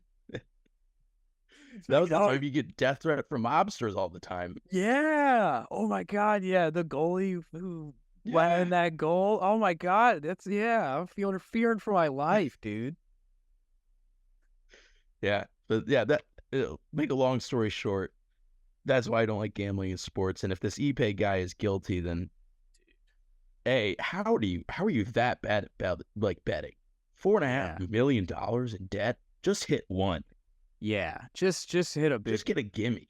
I wonder if he lost a lot on the Super Bowl too. I don't think anybody made money on the fucking Super Bowl because I got the coin toss right. That was good for you. I did not get that right. It's heads. Come on. Apparently, the tails never fails. That's propaganda. Don't listen to that shit. Dude. I was conditioned to believe that at a young age. And I need to overcome it. Clearly. Yeah. Dude. Yeah. I didn't win shit. And think about how many people were like, oh, Travis Kelce's got to score a touchdown. Taylor Swift's going to be there. It made 1,000% sense for Travis Kelce to score a touchdown. I thought it was the most slam dunk, fucking easiest thing. Whether the NFL was rigged or not, I thought that was going to happen. And I know I wasn't the only one who thought that. Oh, no, I had money on that. Yeah, I feel like everyone did. And that didn't happen. Yeah, but again, like the more money we put around sports, the more likely I think it gets contaminated, and that You're right. Because that money will worries me. money will fuck up the integrity of anything, dude. Because money and greed, and you cannot separating those two.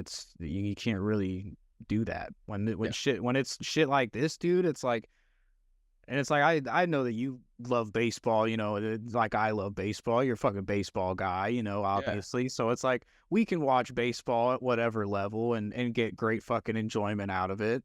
But then, you know, like think the complete opposite of that is, you know, where this gambling shit is kind of going. Yeah. And Where it does feel like there has to be major, like, you're almost incentivizing people to watch. Like there is a major push that, like, and how many commercials do you see? Like, people are having they want to sell shit to people, and because they're having more fun because they have money on the game, and it's not the case. I think I could, if I did a study on myself on games that I have truly enjoyed, none of them would be ones that I had money on. Yeah, that's pretty accurate. Like you enjoy it because you won at the end, but it's like that's short lived. Yeah, and also, like, if I lost money and it was still a really good game, I was pissed that I lost money. Yeah, and then you lose that experience. You taint that experience for yourself, and that's what a lot of people are probably doing now. Yeah, like that's why I generally tried to avoid betting on the Lions to win, because it would piss me off. I hate when they lose. But it hurts in football. I used to be a St. Louis Rams fan, and they lots of losing. Yeah, I'm sorry about that. Oh, well, thank you. I don't particularly like Kroenke. Good. I appreciate that. Yeah, I don't like his ass either. I went to the second to last home game in the St. Louis ever, because the Lions played him. Oh, nice. Okay. Who is the quarterback for the Lions then? Was it Stafford? Stafford. Okay, nice.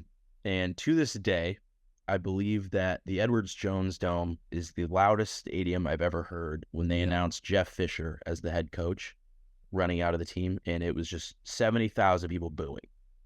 And everybody was booing Jeff Fisher? Yes. Like, that's I've been in Michigan Stadium with 109,000 people. I've seen Yadier Molina hit a walk-off sacrifice fly to force the home team into Game 5. I've seen some cool shit. And that is still the loudest I've ever heard because the city of St. Louis hated Jeff Fisher. He was the epitome of mid. He was, dude. 7-9 every year. Yeah, it was clockwork. 7-9, and then you know something funny? They moved to L.A. They gave him an extension and then fired him later. Please, history repeat itself. Come on. Please. Come on. That's what I'm saying, dude. I talked about it earlier. I think I lost hope because I think that I don't think they'll, I don't know, man. I'm less inclined to believe that they'll fire him. But we can listen, we still have 162 to play, I guess. So, dude, I'm excited to revisit this too. So that would be a lot of fun. And I think we'll have a pretty good idea. I think I don't know how you feel about like when, I guess, do you feel like we have the best idea of what's going on in baseball? Is there a certain like day or month? Like a certain point in the season where we can like look at the team and feel like we know what we are. Yeah. Man. I like generally for me, like the first week of June, I'm always like, all right, we've got 2 months under our belt.